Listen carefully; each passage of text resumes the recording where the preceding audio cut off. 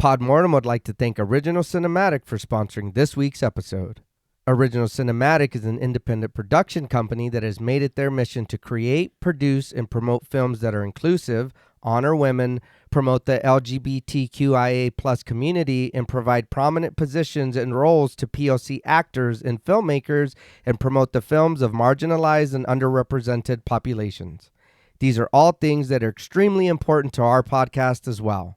Original Cinematic is currently accepting scripts and treatments. Both William and Xxena Rush are also available via email or Zoom to discuss writing and provide input and resources to all aspiring writers, free of charge.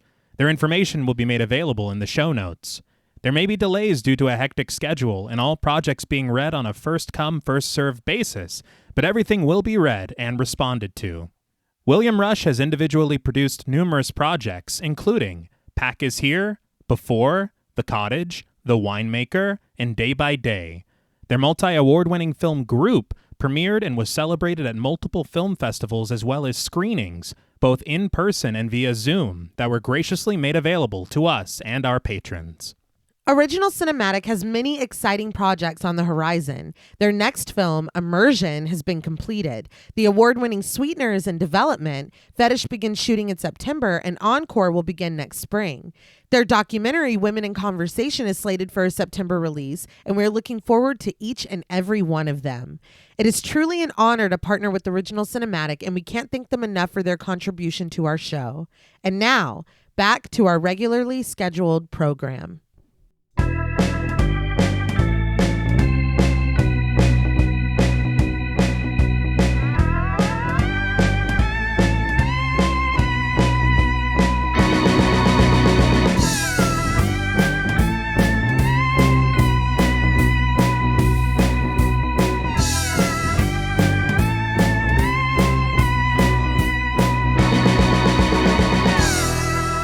Salutations! Welcome to Podmortem. I'm Reneé Hunter-Vasquez, joined as always by my co-hosts, my husband, and my brother. Hi, I'm John Paul Vasquez. Hi, I'm Travis Hunter-Sayapin. This week, we're recording live from an underground bunker discussing the 2016 psychological horror film, 10 Cloverfield Lane. This film was directed by Dan Trachtenberg and written by Josh Campbell, Matt Stukin, and Damien Chazelle. What began as a low-budget spec script would evolve into a spiritual sequel to the 2008 found footage hit, Cloverfield. Developed under strict secrecy, this film would go on to shock its audience from its first trailer to its release. Melding themes of paranoia, distrust, isolation, fear, and the unknown, 10 Cloverfield Lane tells a suspenseful story. With its compelling characters brought to life by a small and committed cast, this film keeps you guessing right to its surprise ending, making it a standout to many fans of the Cloverfield franchise. This film was requested to us by friends of the show, Marissa E., Alan Johnston, Raspberry, Kristen Lofton, Kent Morton, George L. Robertson, Katie Face, Topher Williams, Halisa, Blaine Hancock, Lisa Misfit, Jay, Joan, Brittany Cat, Franklin Badge, and Kim H. We want to thank them all for their support as well as this suggestion. This film was also the winner of our March Patreon poll, so thank you to all of our patrons who participated and voted. If you want to help us pick an episode, join us on Patreon at patreon.com/thepodmortem. So, what did you guys think of 10 Cloverfield Lane the first time you saw it? I'll be honest, I don't remember exactly where we watched it. I know I watched it together, me and you, babe. Yeah. But I don't remember when or where or what the situation was going on. But I remember really liking it. And I want to say we watched it one other time, maybe to show the kids. And and I still remember liking it. Watching it for the show, I was like, damn, man, this is a really good ass movie. Like, they do a lot here, or to me, a really good job of throwing you off, of like kind of keeping you guessing. And I'll be honest, I didn't fully remember like beat for beat, but when things happened, I was like, okay, hell yeah. But and then the way everything turns out, and just I really, really did enjoy this still. Yeah, I definitely enjoyed this more than I expected to. Mm-hmm. I'd only watched it the one time. I think it was when it came out. Yeah. But it was at home. It wasn't in theaters or anything. And all I really remember from it is the wild ending. Yeah.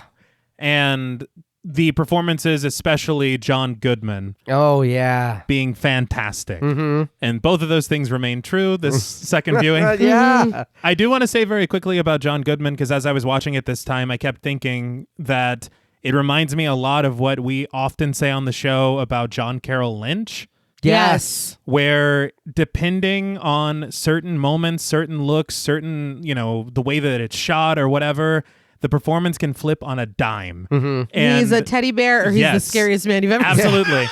And he plays both so well. Yeah. It's really, really impressive. Yeah. And John Goodman has been like a childhood favorite actor. Yes. Oh, yeah. That dude's always been there. Yeah. And we share a birthday. You do. That's my fun fact. and when he's being his like warm, kind self, and there's a feeling to him, he reminds me so much of our dad. Yeah. Yeah. And Okay. like Dan Connor. Yes. Yeah. But I don't know. I think that returning to this film 10 years later, Ugh. Mm-hmm. I'm sorry for reminding everyone. Yes. That just doesn't even sound It right. doesn't. It doesn't. I think that it's really, really refreshing and really remarkable what they did. I appreciate the smaller scale for the most part. Because things happen. Right. But I think that the strength of the film is one of my favorite things about this film and films that do this is single location for the most part. Right. Claustrophobic. Mm-hmm. The tension at times is kind of unrelenting. Yeah. And it is just so unpredictable. Like you said, it keeps you guessing. And there are twists upon twists upon twists. Yeah. That you could not have seen coming. No. And even having seen it before, I'll be honest, I knew what was coming, but even when they happened, I was like, am I wrong? Yeah. Yeah. I know I'm not. But And there are things I did remember differently. yeah. And so when it happened, it still felt like a surprise, even though I had seen it before. Yeah. I don't know. I was very impressed by it. And I think that there is so much to be said for the technical aspects of the film as well. Because I think that the production design of this place is impeccable. Yeah. It's really incredible work. And it really aids in that tension because you feel like you're down there with them. Oh, yeah. And you can't go anywhere. Yeah. It's just like, I don't know.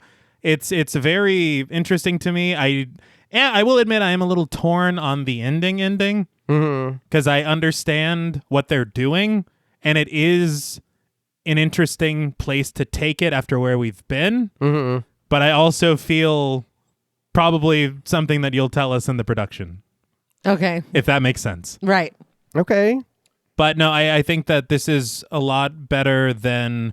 Because I don't see people talk about it as much as I think that they should. Because Yeah. I feel like there aren't very many thrillers made like this as often as it should be. Where it's really tight, confined, and character and performance driven. Yeah. Right.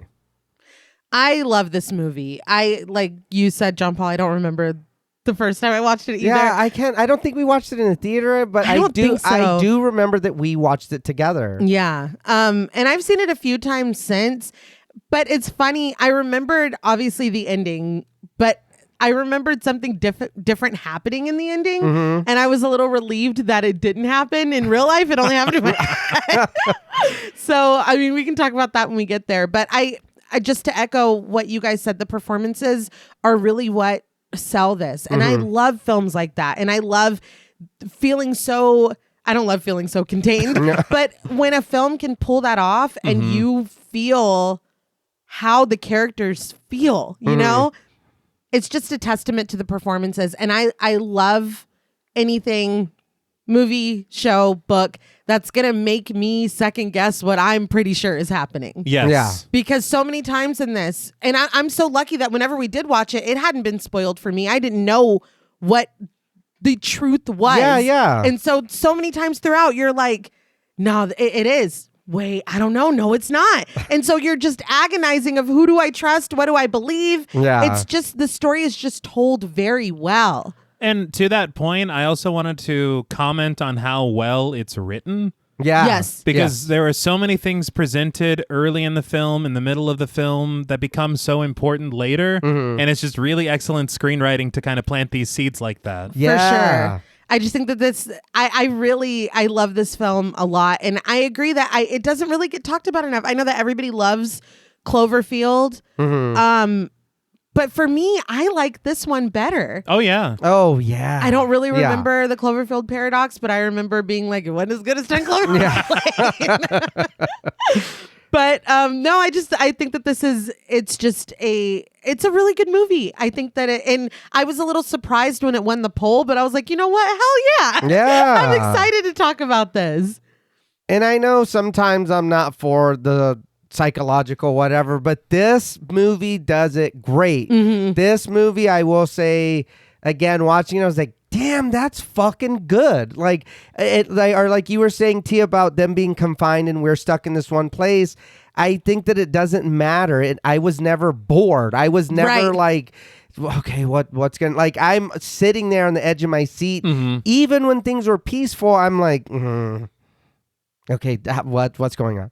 You know what I mean? Like I'm still questioning our surroundings, even though this is all I'm looking at. Yeah. You're uneasy. Yeah. You know? I think that, and if we're going to talk about the ending, obviously we can't talk about it, but right. I like it a lot. I know a lot of people hate it. I really like the ending. My only issue is the kind of events that lead up to the ending, because I feel like they happen really fast. Wow. That's my only, but the ending itself, I'm like, yes, I love it. See, I think for me, that's the strength of this movie. Okay. We don't ever go backwards. Everything is forward. Yes, it is. Period. And for me, I'm like, yes, that's what I want. I don't need a flashback, whatever. Just let's keep going forward and you unfold the story as it plays out. I think that is something that is interesting, because it does feel like such a small film when you think about the cast and the location and everything. Mm-hmm. But there is this really powerful momentum to it. Yeah. There is, yeah. And it might be down to how well it's paced. I think that's it, because the runtime flies. Yes. I mean, it's not super long. I think it's an hour 43. Yeah. But it goes by very fast. Mm-hmm. But before we talk about it, which I think we are all very excited to do, I do want to talk very briefly about the production of this film. I got all of my information from various sources, some behind the scenes featurettes on the Blu-ray from Fox 5, Mashable, Empire, Entertainment Weekly, MovieWeb/Film, VFX Blog, Geek Tyrant, IGN, IndieWire, and CBR.com. Damn, okay. A lot of interviews. Yeah. I read a lot of interviews. So 10 Cloverfield Lane, this spiritual sequel to Cloverfield, did not begin its life that way. What would eventually become 10 Cloverfield Lane was a spec script called The Cellar, written by Josh Campbell and Matt Stukin. This spec script falls into the hands of J.J. Abrams when it's sent to his production company, Bad Robot. He reads it and he loves it because to him, it has the feel of an old episode of The Twilight Zone. I can see that. Okay. So they start to develop it. J.J. Abrams said that no matter what other films he was working on or promoting, he would invariably be asked one question more than any other question. Is there going to be a Cloverfield sequel? When are we getting another Cloverfield? Abrams knew that he wasn't finished with Cloverfield, but he also knew that he didn't just want to remake the same film they'd already done, especially with a cluster of kaiju films coming out over the years since Cloverfield, like Godzilla and Pacific Rim. Okay. He didn't want to add another, especially when they had just done that. But when he's reading The Cellar, an idea came to him. They could incorporate this new original story into the universe they had already created without completely retreading old ground. So Damien Chazelle is brought on to direct. He does some rewrites to the screenplay, adapting it to take the form of a story that's being told within this Cloverfield universe. Okay. But when his film Whiplash... So good.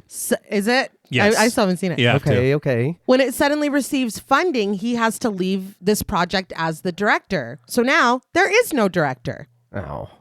So let's go back in time just a little bit to 2011 when director Dan Trachtenberg makes a short film based on the video game Portal called Portal No Escape. Huh. He uploads it to YouTube. Everyone loves it, and it makes a lot of people take interest in this up-and-coming new director.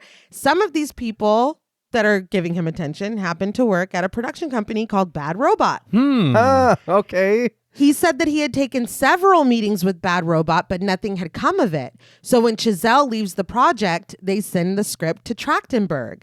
Trachtenberg sends back some of his thoughts, and according to him, it was as simple as that. And although he doesn't have a writing credit, he did say that when he came on, he did some rewrites to the script as well. Okay. But all of this needed to be done. I mean, we're pulling off kind of a heist, making this a Cloverfield movie. It all has to be done in complete secrecy. Even the actors that were sent scripts were only sent small segments for them to audition with. And any digital links that were sent out had a limited viewing window that would deactivate after the window closed. Damn. Yeah. Ultimately, the original name The Cellar shifted to the working title Valencia, and it was shot mostly in chronological order. Oh. Which is extremely interesting. Yeah. In New Orleans in 36 days. So if you can find a lot of old interviews with some of the cast where they're like, so Valencia, what can you tell us about it? That's 10 Cloverfield Lane. Oh, okay. There was a lot on the behind the scenes featurettes whenever they were even scoring the film. At the top of their sheets, it said Valencia. Yeah. Oh, wow. Okay. So it was just like, no, we don't even want you to know. No, it's super hush-hush. Yeah. Trachtenberg had said that for the film, and this is his first feature film, Yeah. which I think is, he looks very shocked. Yeah. Yeah. It's so confident. Yes. He said that he was heavily influenced by Alfred Hitchcock and the way that he crafted suspense, particularly in the film Notorious. But staying true to his roots, he said that he was also very inspired by numerous video games. The Last of Us, Half-Life 2, the Uncharted series, Okay. and Gears of War. So as we were saying before, the film went through... Some of that comes later. Well, wait. Hold on. The film went through multiple titles: The Book of Cloverfield, The Cloverfield Files, or Below, which was going to be followed by a sequel called Above. Those first two aren't it. Yeah. No, I don't. Yeah. But go on. Well, you know, it finally found its permanent title, 10 Cloverfield Lane. The trailer didn't drop until about 2 months before the film opened, and the actors didn't even know the title of their own film until they received a call telling them what it was going to be hours before the rest of the world found out in the trailer. Wow. They had this really cool marketing campaign using ARGs, which are alternate reality games, where you're kind of sleuthing and putting clues together. They did this also with Cloverfield. Oh. And remember me mentioning these ARGs because we will be talking about them more later. Okay. But there is a site where one of the main characters is uploading messages to his daughter and posting pictures, and people are picking apart these clues, trying to figure out what this movie is going to be about and what story they're even telling. But the location that this film takes place in and the job of this character were all sneakily revealed before the film even came out, which is something that I guess J.J. Abrams really likes to do. Right. Okay. But it just added a little more lore to the story, and I thought that was really cool. Despite its polarizing ending, though, the reviews were mostly favorable, although there was some criticism on how this film fit into the Cloverfield story, with some people feeling like it felt shoehorned in, which I think is what you were alluding to, T. A little bit. Yeah. Critics aside, 10 Cloverfield Lane went open in March of 2016 as a box office success, ultimately making over $110 million against its $15 million budget. Ooh. Damn. A third and less celebrated installment would be released 2 years later with the Cloverfield Paradox, and there have been lots of talks of an impending fourth film. Today, we're just going to dive into 10 Cloverfield Lane, but I will say that today, the day that we are recording this, I saw a trailer for the Bad Robot production, The End of Oak Street. Mm-hmm. Huh. And there are big creatures that people are identifying as dinosaurs, but I don't know. I don't know. I'm looking out for an ARG. I'll say that. Now, before we protect this film, we would like to issue a warning for spoilers. Pod Mortem is a very in-depth podcast, and in thoroughly discussing horror films, we have no choice but to spoil a thing or two. If you don't wish to be spoiled, please go watch the film, then come back and enjoy the show. If you've already seen the film or don't care about spoilers, then let's lock ourselves in. An ominous and intriguing score plays over the production vanity plates, only letting up with a clear shot of the Crescent City Connection Bridge in New Orleans. New Orleans again? Yeah. I was very excited. White clouds adorn the bright sky, and the sun glints off the water's waves below. But we continue to pull back until we travel through the windows of an apartment. Piano plays as we find a framed photograph of a smiling couple set up on a dresser. Suddenly, the dresser jostles, knocking down the picture, and we pan over to find the woman that we just saw smiling behind the glass of the frame. Only she's not smiling now. Her face is flushed with worry as she frantically pulls clothes from the dresser to pack them. This is Michelle, played by Mary Elizabeth Winstead. Mary Elizabeth Winstead. We talked about her in Death Proof. That's right. And in Final Destination 3. We sure did. Trachtenberg had said that they were all talking about Mary Elizabeth Winstead from her performance in Scott Pilgrim versus the World. Okay. But he wanted her based off of her performance in Smash. Okay.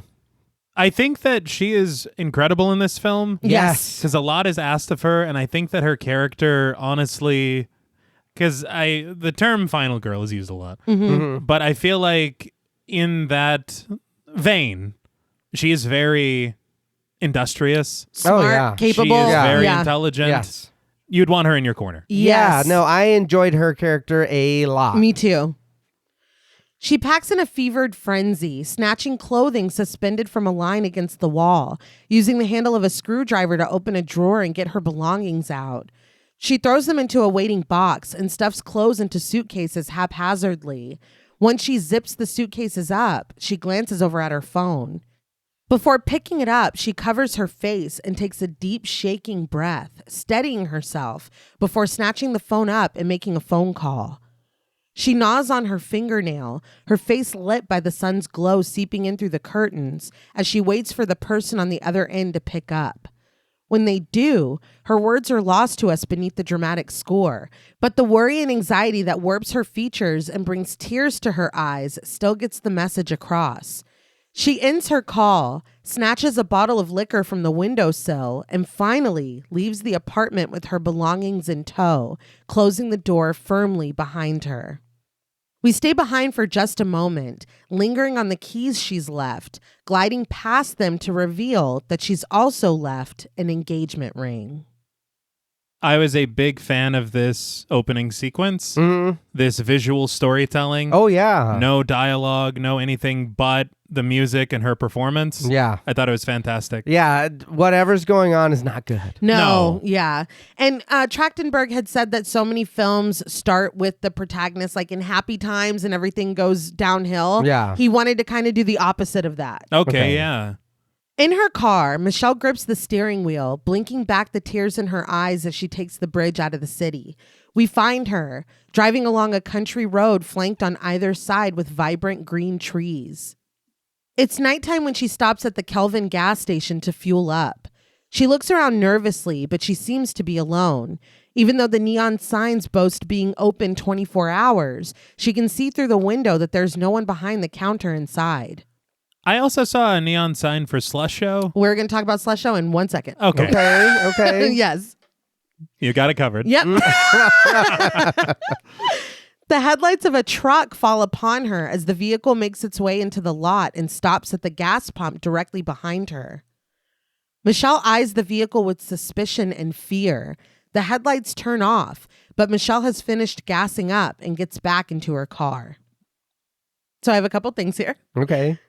Kelvin, the name of the gas station, is a recurring nod in a lot of J.J. Abrams's productions. It's a nod to his grandfather, Harry Kelvin. Okay. And so it's in a lot of his movies, the name. But as T said, there's also a neon sign advertising Slush Show in the window. Remember when I told y'all to remember those ARGs? Yes. Okay.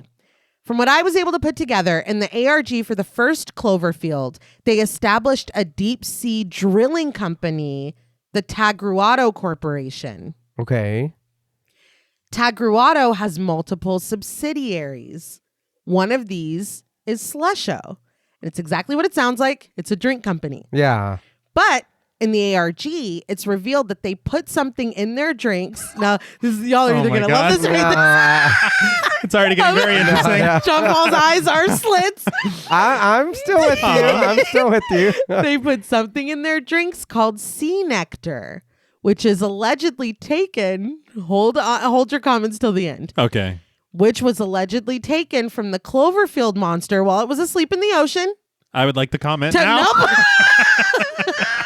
Well, hold on. You still have the floor. Hold on. Tagruato then builds a drilling station nearby to continue to take sea nectar and study the monster. And this, some theorize, is what woke up the monster, causing the events of the first film. But doesn't that kind of Are you thinking of negate Slurm? something? I was. Yeah, I was. But doesn't that just kind of like make something not okay, or like that doesn't happen then at the beginning of the first movie? Well,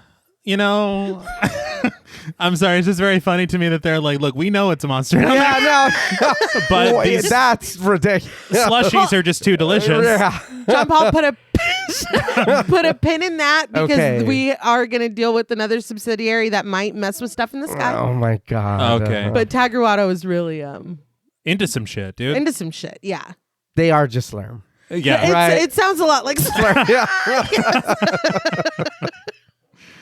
There's no way that this sea nectar is past the FDA or anything Yeah. like that. Do you think that we're American, dude? Most of the stuff that we I drink, know Yeah, it's not no good. shit, yeah. It's not good. It's battery acid. And sea nectar is kind of it's a little on the nose. No, Yeah, that's through marketing. I They did a don't- really Yeah. good job. I don't know if we're actually harvesting this from the monster or if it's just like the monster's like guarding this stuff and they're I don't know. okay. I don't know. All right. But I mean, if you want to look at it, there's some social commentary there about corporations getting into shit that makes for it sure. Oh no, yeah. a problem for the rest of us. Yeah. Back on the road, Michelle's phone lights up with an incoming call. She glances down at the screen. Ben. After a moment of hesitation, Michelle answers the call. She doesn't say anything, but the car's speakers deliver his voice. Ben, whose voice is provided by Bradley Cooper, calmly implores Michelle not to hang up. Just talk to him, okay? What? Yes, Bradley Cooper. Yes, Aiden Stone. Right. Yeah. If you're nasty. Yeah. His most famous role. Yes. Right. There's about 3 hours of that call missing. And real quick, Texas sticker, her inspection sticker, I noticed. Was it? Oh, Yeah. yeah, I didn't catch that I did. either. Very cool. But J.J. Abrams and Bradley Cooper, I guess, knew each other from Alias. Right. So J.J. Abrams called and asked if Bradley Cooper would be interested.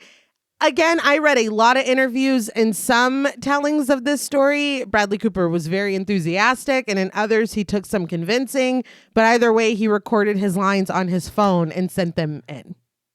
You can tell. Yeah. I feel like he's like, JJ, I haven't even had time to read the script yet. He's like, just say it. Just Right, read just- it. yeah, just read say it, for yeah. the very first time, and we'll put it directly into the film. He's an actor. Yeah. Ben admits that he can't believe she just left. Michelle sighs but says nothing. He asks her to come back. She says nothing. Ben begs Michelle to talk to him, to say something, but she still remains silent. Ben sighs that they had an argument. Couples fight. That's no reason to leave everything behind. He pleads that running away isn't going to help anything. So he asks her, please. Michelle hangs up on him. Her eyes brimming with tears, she switches on the radio to fill the silence instead. The radio broadcaster, played by Frank Motek, reports that the power has still not been restored to many cities on the southern seaboard after today's widespread blackout. What? Uh-huh. He goes on that there have been reports of inclement weather potentially linked to what's being referred to as a catastrophic power surge. I think this is one of my favorite things whenever we have films that are potentially maybe dealing with apocalyptic scenarios. Yeah, yeah. Where little snippets Mm-hmm. in the background Yeah. hints. And Right, the characters are so focused with what Yeah. they're dealing with that they're not paying attention, but we're like, wait, what was that? Yeah. What was the last thing you said? Michelle's phone rings again. Ben. She doesn't answer. We're looking at the ringing phone when Michelle's car is suddenly T-boned. She lets out a panicked scream, her head whipping to the side and shattering the window. Her car spins out of control, and her frightened yelp is cut short when the screen goes black and announces in white, Paramount Pictures presents. I thought that stylistically this was really cool. Yes. Yeah. Michelle's car crashes through the safety railing. The interior fills with shattered glass. Her hair flies as she is jostled roughly within the confines of her seatbelt. She continues to scream, the sights and sounds cut short once again by credits. Her car finally comes to a stop in a field below, her horn blaring incessantly. It cuts to black once again, and we get the title in white, Cloverfield. The first L extends upward, and the F extends downward, creating the beginnings of the rest of the title, 10 Cloverfield Lane. It fades to black. Visually, it was very cool, but to boldly just put Cloverfield in the middle of the screen. It's like, oh. Like, damn. Okay. I really liked this. That was cool. The crash, her tumbling, and then it cutting out, and then going back, and then doing the whole Cloverfield thing. It is, I guess, kind of telling you what's going on. Right. But I that was interesting, but I did enjoy that. The special effects supervisor for the film was Matt Kutcher Sr. He worked on Logan, Happy Death Day, Renfield, Okay. Ma. Uh-huh. All right. Don't really remember that. Yeah, I was going to say. But That affects heavy film. it's done a lot of good work. He said that the emphasis was that anything that could be done practically was to be done practically. Good. So they cut a car in half and put it on a gimbal to actually have it rolling a full 360 degrees. Oh, damn. There are a couple shots. There's a dummy in it for most of it, but there are a couple shots with Mary Elizabeth Winstead inside being kind of whipped around. But she did say that they paid for her to get massages afterward, which was, I think, the least they could do. Yeah. But I learned this from the special effects supervisor. Mm-hmm. In another interview with Trachtenberg, he said that he didn't like the shots with the car actually being on a gimbal, and Abrams advised him to just put the car in front of a blue screen and shake the camera to simulate the crash. Mm-hmm. He said that that's most of what we get in this scene, and the only shot that remains of the actual rolling car is the one that he doesn't like in this whole sequence. So I don't know. So what are we seeing here? Yeah, I know. I don't know. Okay. I figured I would present both stories. All right. All ambient sound is muffled when we find Michelle again. She lies asleep in a white tank top, her mouth slightly open and her features slack, but they tighten when she wakes up and takes a look around. Her brow furrows beneath a crusted cut on her forehead, and she notices that there is an IV in her arm. She lifts herself onto her elbow, her head leaving the white pillow with its blood stain, to follow the trail of her IV to the pole behind her. Michelle looks down at her legs, covered in a blanket. When she pulls it to the side, she sees that her right leg is trapped within the confines of a brace, and attached to that brace is a handcuff securing her to the wall. Quite troubling. Yeah. At the knee is diabolical. Yeah. Like yeah. at the ankle, I can at least stretch. From the knee, No. I'm just fucked. Was anybody else expecting a static television to turn on? And maybe a tiny puppet to say, "Hello, Michelle." Panicked, Michelle's breath catches as she tries to pull herself free because despite all of this equipment, she is not in a hospital. She is in a nearly empty room with bare brick walls and a locked door equipped with an observation window. The way that it is unveiled, you almost think for a brief moment that she is in a hospital. Yeah. Like maybe just an older hospital. Right. But this is... Nope. Mm-mm. Michelle is in a white tank top and her underwear, but she spots the rest of her clothes neatly folded across the room with her phone set on top. She looks around the limited space and the light above her begins to dim. The room is pitched into near darkness before brightening again as the power comes back on.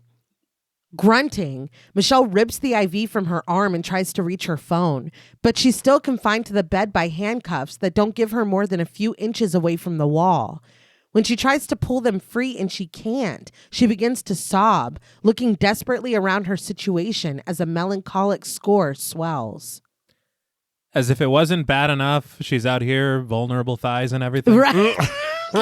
Yes. I was like, Jesus. That's my biggest fear. Yes. But the score breaks when Michelle refuses to give in to her grief. She snatches the IV pole down, ridding it of its fluid bag and using it to try to reach her phone. This was so smart. Yeah. Leaning as far as her restraints will allow her, Michelle manages to use the pole to knock the stack of belongings over. She sets her sights on the phone, using the hook that once housed the bag to reach it and pull it toward her. With a flick, she sends the phone sliding across the floor, colliding with the mattress she sits on.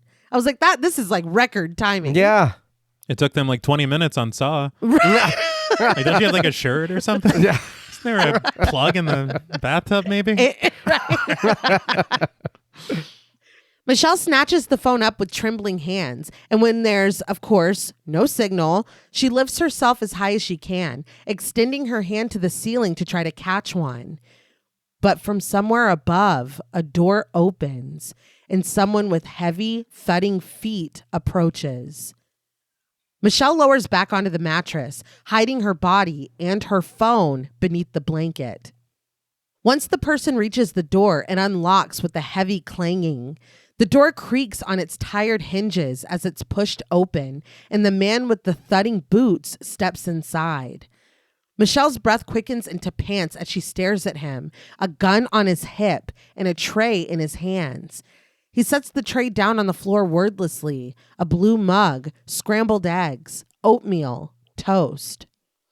I don't know this man yet, but that is a balanced breakfast. It threw me off a little. Yeah. Didn't expect all that. No. Michelle raises her hands in surrender, telling him, okay. She pleads with him not to hurt her. Please. The man doesn't respond. Instead, he picks up the fluid bag and the IV pole. Michelle continues that if he'll just let her go, she promises never to tell anyone.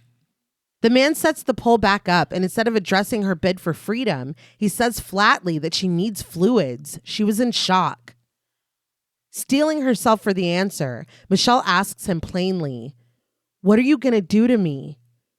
Having set the IV back up, we finally see the man's face as he looks down at her, a scruff of beard on his face and his eyes tired. It's Howard, played by John Goodman. It's John Goodman, but I'm going to go over it anyway.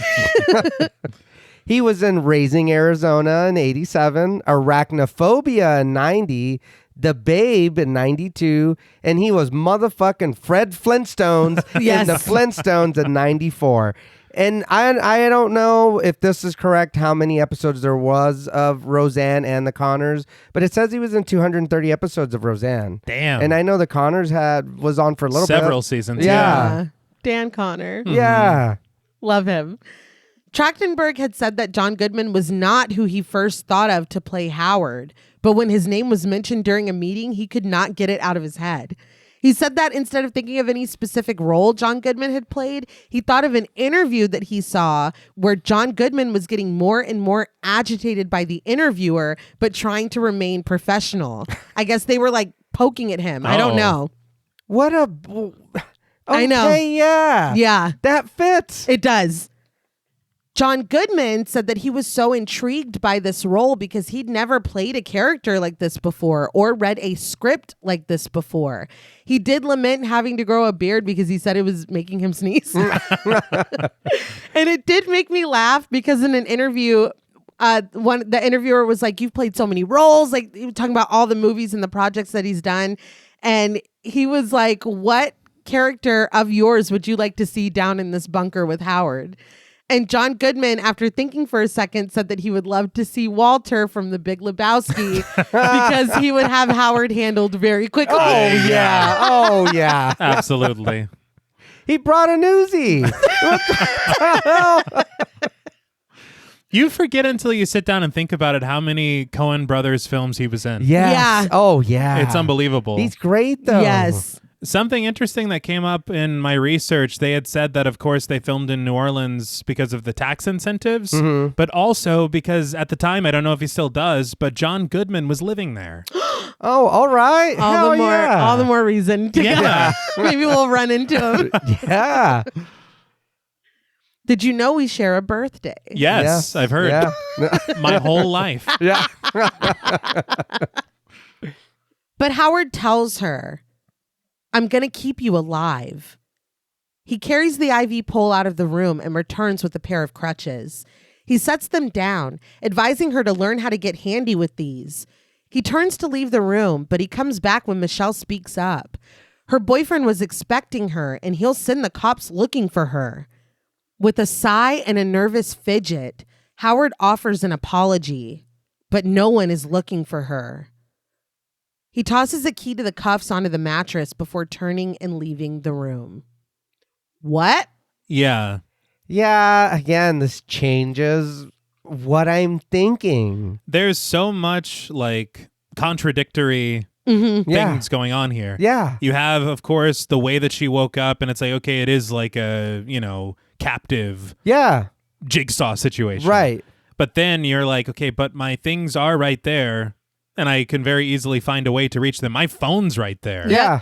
But then also I am chained, Yes. handcuffed, Mm-hmm. but then he brings me crutches and breakfast And the the keys. keys Yeah, and then unlocked. Yeah. to get out of the handcuff. Yeah.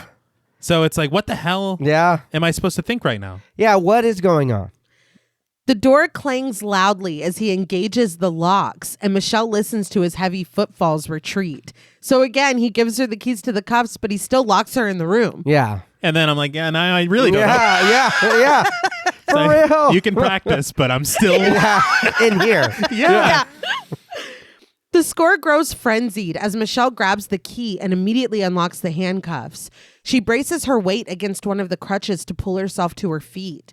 Favoring her wounded, braced leg, she slides on her jeans before hobbling over to the door and peering through the window. After settling back down onto her mattress for a brief moment, Michelle gets to work. She pulls the tip off of the end of the crutch and uses the side of the handcuff key to whittle the wood beneath to a point. So smart. Yeah. Yeah. Once the job is complete, Michelle stands against the wall beside the locked door, holding the weaponized crutch, ready for Howard to walk back into the room. The mounting score dies away when Michelle finally sighs and relaxes her posture when Howard doesn't approach. She hears a clang and a rush of air, and her attention is drawn to the vent high up on the wall. She pivots to plan B. After reaching up and opening the vent, Michelle goes through her purse and finds a book of matches, flipping it open to reveal that there are 2 left. She wraps the bedsheet around the end of the crutch, and when we see it again, she's lifting the flaming sheet up into the vent. She feeds it through carefully, and once she lets it go, the sheet stays and the room fills with clouds of smoke. I was with you on the spike. Yeah. I don't know. But yeah. Yeah. Yeah. Do you We're remember? still in the box. She's like, do you remember on Sunny when they did this and they opened up the back of the trailer and they're just passed out? Yes. Yeah. That's what I thought was going to happen. Michelle resumes her position next to the door with the crutch ready, coughing as the smoke starts to obscure our view of her. The smoke alarm begins to blare, and right on cue, Howard's heavy footsteps approach. The lock clangs when he opens it and steps inside. Michelle goes after him with the crutch, but it's no match for Howard's large stature. He grabs her, and the crutch clatters to the floor. Howard holds a syringe in his hand, and with one arm subduing Michelle, he bites the cap off and plunges the needle into her shoulder. Michelle screams, but she slumps when the effects of the syringe's contents take hold immediately. Michelle's curled fingers twitch as she wakes up on the mattress with a harsh gasp. She turns to see a tray on the floor, a blue mug, scrambled eggs, oatmeal, toast, and a fruit cup. Oh. Howard sits across from the mattress, bandaging his arm. He commends that Michelle has some fight in her. He can respect that. but he warns her not to even think about trying that again. She's lucky to be in here at all, and his generosity will only extend so far. The room is cleaned up with the tray on the floor between them and the crutch leaning against the wall. Howard points out the eggs before setting a small medicine cup on the mattress next to her. 2 small pills sit inside. Howard tells her that it's Toradol to help with her pain. Michelle pleads with him again to please let her go. Howard stands and grimaces. There is nowhere to go, Michelle. When she looks at him confused, Howard confesses that he went through her wallet, and given that he saved her life, he thinks that's acceptable. He repeats that she is lucky to be here at all. You're saying a lot of cryptic shit. Yeah.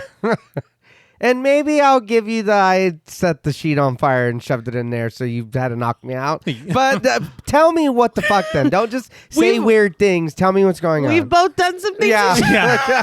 And I also don't like that you had this just readily available that you could just knock me out with it. What were you coming in here with that for? You were already, it was in your pocket. Yeah. I will say I did read The Cellar because I wanted to see like kind of where that, because it wasn't conceived as this film. Right. So I wanted to see kind of what the differences were. And in The Cellar, Howard is a doctor. Okay. So I think that makes sense as to why he would have things like this. Okay. I was going to ask if he had a medical background because the things that he's saying and the way that he's saying them. Mm-hmm. Right. And also, you have an IV. Well, I mean, why are you taking stuff from work? Also. Yeah, because that poll he made. Yeah. But I think that the mere existence of where this film takes place, Howard would want to be stockpiling everything that he thought he might need. Okay. Including medication, IVs, crutches. Like, there's some serious preparation that went into this. That's true. Maybe he used to be a doctor, and because he's been signing out too many. He's no longer You can't work here anymore. A bed? You took a bed? Howard. He needed it. You gotta draw the line. Michelle doesn't understand what he means, so Howard lays it out. He found her and he saved her life by bringing her here. When Michelle is still unclear, he brings his chair closer and sits in front of her. After a deep breath, Howard shares that there's been an attack, a big one. He's not sure yet if it's chemical or nuclear, but they're safe down here. I'd be like, oh my God. Yeah. I wouldn't believe this. I wouldn't believe him. Right. Which is almost scarier than if it was really happening. I mean, I don't know. Well, Yeah. like if he's concocting this. Yes. Right. Yeah. Because you can't see outside. You don't know. No. Dropping her eyes, Michelle asks where they are exactly. Howard explains that they're underneath his farmhouse, 40 miles outside of Lake Charles. Michelle counters that she was driving north of here, but Howard reminds her that she was in an accident. She was turned over on the side of the road. He was driving by and he saw... His explanation falls away and he tells her straight up, I saved your life, Michelle. He tells her that he couldn't just leave her there. Michelle looks up at him and nods. Her voice cracking, she thanks him so much for saving her life. Howard smiles, proud of himself, but it drops when Michelle reasons that she should probably go to a hospital now. Howard shakes his head and pushes his hair back, a wedding ring glinting off of his finger. He tells her that she can't leave. An attack means fallout, which contaminates the air above ground. He stands and stammers that that's just how it works. Keeping her calm, Michelle asks how long they have to wait until it's safe. But Howard figures that that depends on the proximity of the nearest blast. 1 year? Maybe 2. Hold on, man. Yeah. So now I'm 40 miles south. I was heading north. You're telling me that I have to stay here. How? For what? A couple of years? If? I wasn't expecting that to be his answer. No. And to say it so cavalierly. Yeah. That's the worst thing I've ever heard. Yeah. Followed by the worst thing I've ever heard. Yes. And again, Michelle is so smart. Oh my God, thank you for saving my life. Yeah. Like I got no notes for her, No, honestly. Not at all.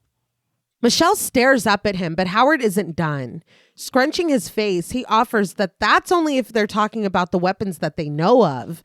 Russians are developing some nasty stuff, and if the Martians finally figured out a way to get here, their weapons will make the Russians look like sticks and stones. Martians, you've said. Yeah. Oh, okay. So you're not with us. yeah. It just gets scarier and scarier. Like, because there is no, I know that this is going to sound really out there, but he's just like, in the fucking Martians, dude. If they, Yeah, he's like, we've been they're watching here- them. Right. Dealing with their bullshit. Well, because it is scary if we're being attacked, but then as soon as you say Martians, it's like, oh. Uh-huh. Yeah. This is a different level of scary. Yeah. And Yeah. coming from someone who fully fucking believes in aliens. Right. Right. But The way that you're saying this, Yeah, it's that. really it scaring like me. reaches a level of paranoia. Yes. Yes. Testing the strength of the ceiling jutting beneath the air vent, Howard boasts that luckily he's prepared for this. He turns to her with another proud grin, but Michelle isn't smiling. She agrees in a whisper. Right. She reasons that she'll just need to use his phone then, just to call her family and let them know that she's here and make sure they're okay.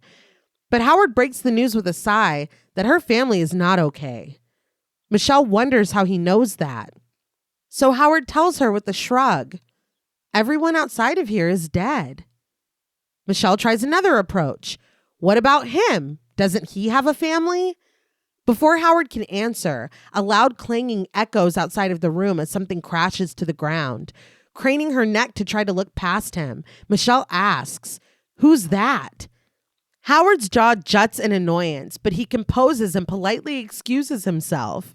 When he exits the room, walking into the cool blue lighting of the basement beyond, he leaves the door open. And as Michelle stares through the door, Howard screams at someone, "What did you do?"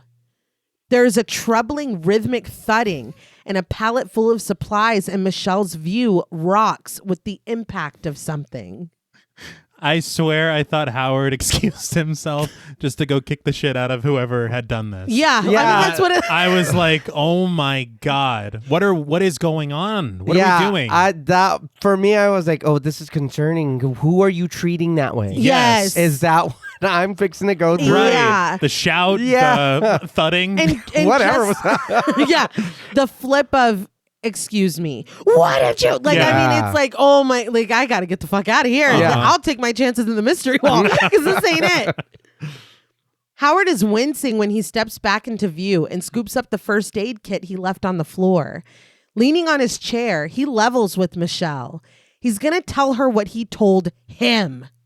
Who's him? Uh-huh. Yeah. She needs to eat, she needs to sleep, and she needs to start showing him a little bit of appreciation. He picks up his chair and carries it out of the room.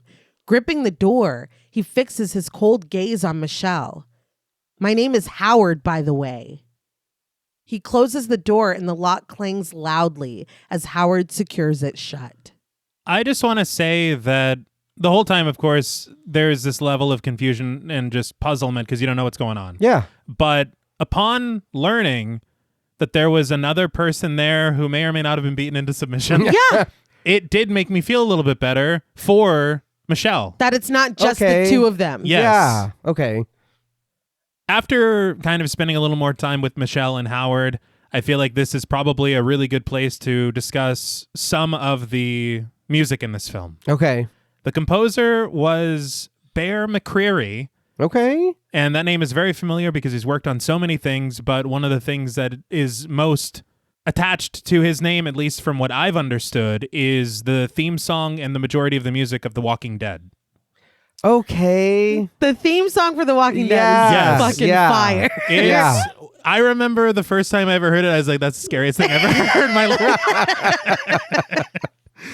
But he had talked about how this film, in many ways and quite a few times, defies genre. Okay. And so he said what he had wanted to do was to create that feeling similarly when crafting themes for the two most prominent characters. Yeah. So he said when you first meet Michelle, you kind of see her as this every woman, this average person going through something very human, but underneath is this incredibly resilient, resourceful, industrious character.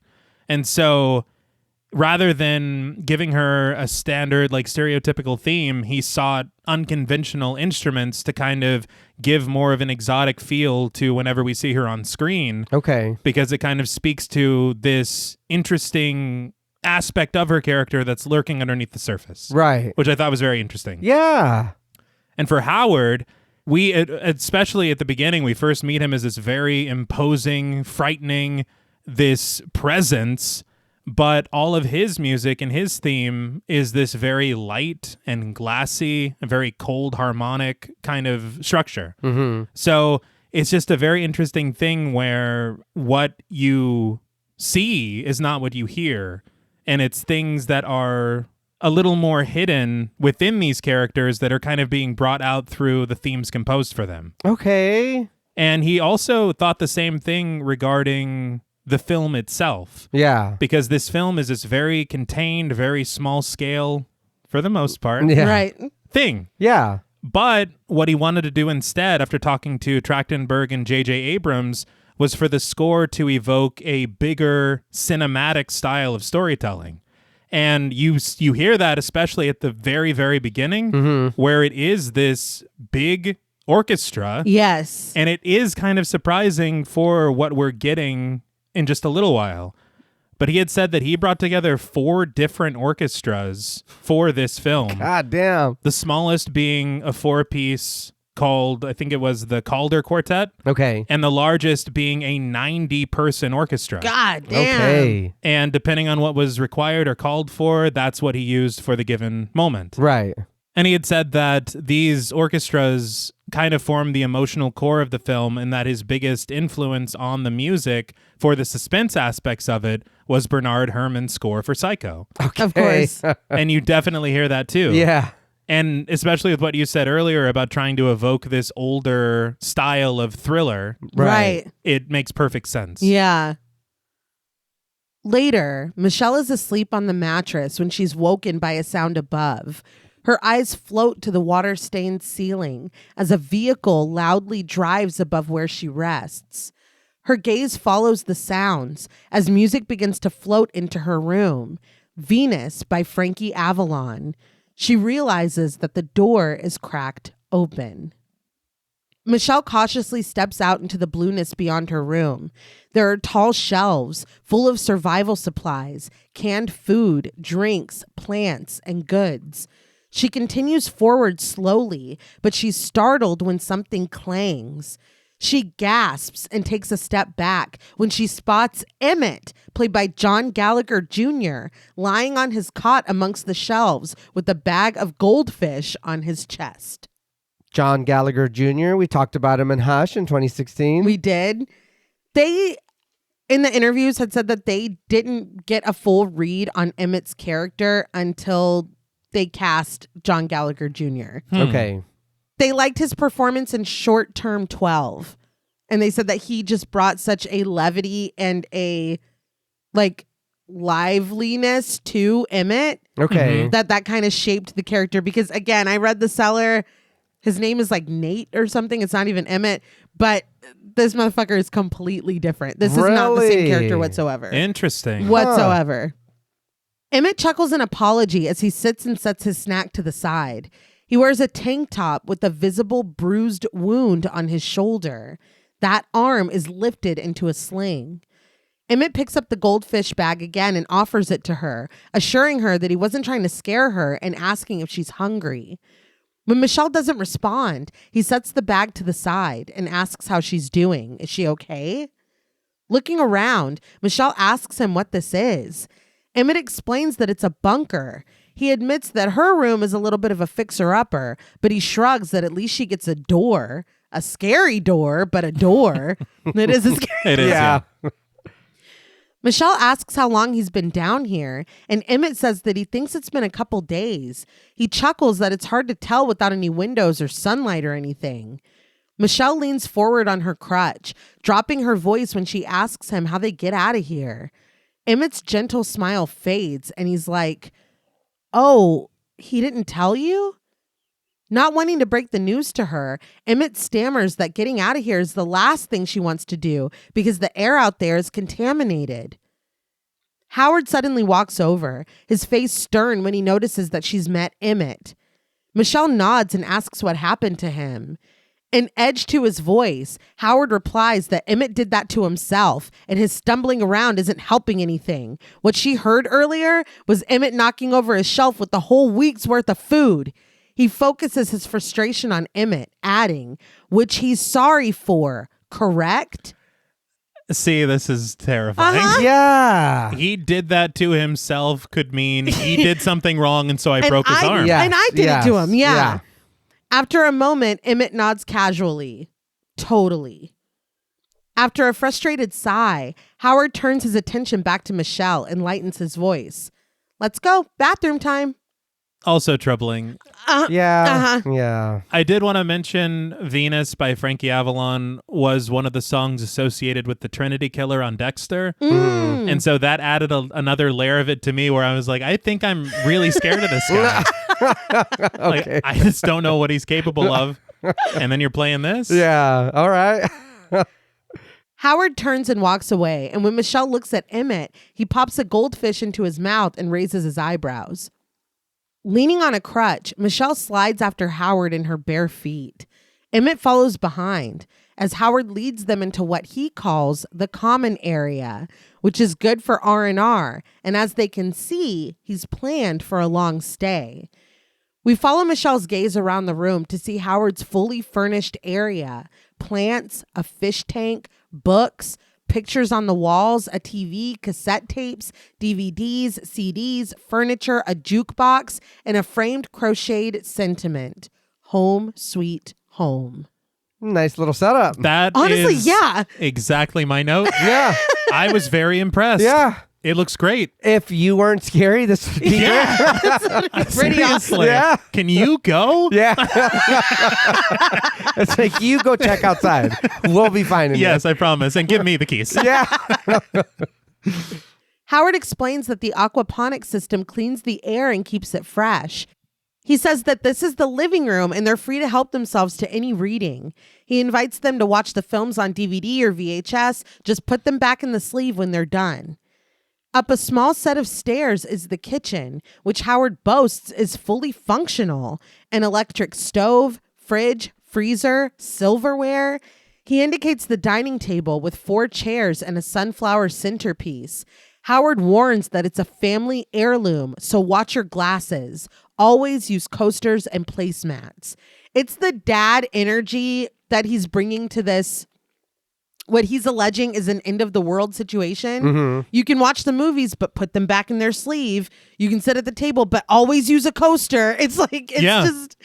And what oddly, Yeah. I think I just don't. For me, it's a little more like, we're strangers and adults, so why are you talking to me that way? He is like they're children. Yeah. I think it is more a matter of just maybe being a little territorial and stuck in a mindset of people that are younger than you. Right. And I thought, honestly, the way that he is talking, it made him more endearing because he's not like being, Like I don't know, authoritarian. Yeah. He's being it's like more, a dad. Yeah. Yeah. So there's an odd thing about it to where it's like, I'm starting to feel a little less afraid of you. Really? I'm still afraid. I said a little less. I said less. You didn't say 1% is still less, It is. you know? Looking around the space and taking it all in, Michelle tries to take a step forward and slips.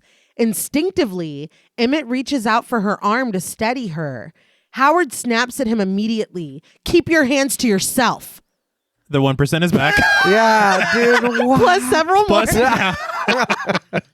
I'm going to my room. Fuck Yeah. that. What the hell? I'll shit in there. Yeah, That's crazy, yeah, Howard. what? I was gonna fall. Would you rather I bust my head open? Yeah. Wow. That's crazy, Howard. Emmett pulls his hand back, and when Howard asks if he understands, he nods silently. Howard hands out a rule: no touching. He tells Emmett to take a seat, and he does, sitting down wordlessly at the heirloom dining table. Howard tells Michelle to come on, and she does, following him into his bedroom, where a bathroom area is on the other side of the bed, behind an opened curtain. He stays in the doorway while she's inside, warning that this is his personal space and it is off limits unless he gives express permission. Still standing in the doorway, he tells her to go ahead. Michelle shakes her head. She doesn't need to. He insists that she will, and he's got to pace it out. When she protests that she needs privacy, he tells her that she's welcome to close the curtain. She scoffs that she can't go while he's standing there, and Howard counters that he can't trust her not to burn the place down. It's for his own safety, and he's not some pervert, so just go. Now, what upsets me very much is that he's right. Yeah, Yeah, now he is. it's the only thing he could say. Yes, yeah. So, all right, Like, fucker. God damn Yeah. I did try to burn. Yeah, I did. My bad. With a sigh, he looks forward, resting the back of his head against the doorframe, unmoving. Accepting that she's not getting out of this, Michelle steps into the shower, propping her crutch against the wall. Howard tells her not to flush unless she's gone because they can't afford any wasted flushes. Fixing him with the cold gaze, Michelle pulls the curtain with its wide-eyed rubber ducky shut, breaking their view of each other. The moment is so tense, but this rainy day duck is like, Yeah, I know. I was not expecting it. Right.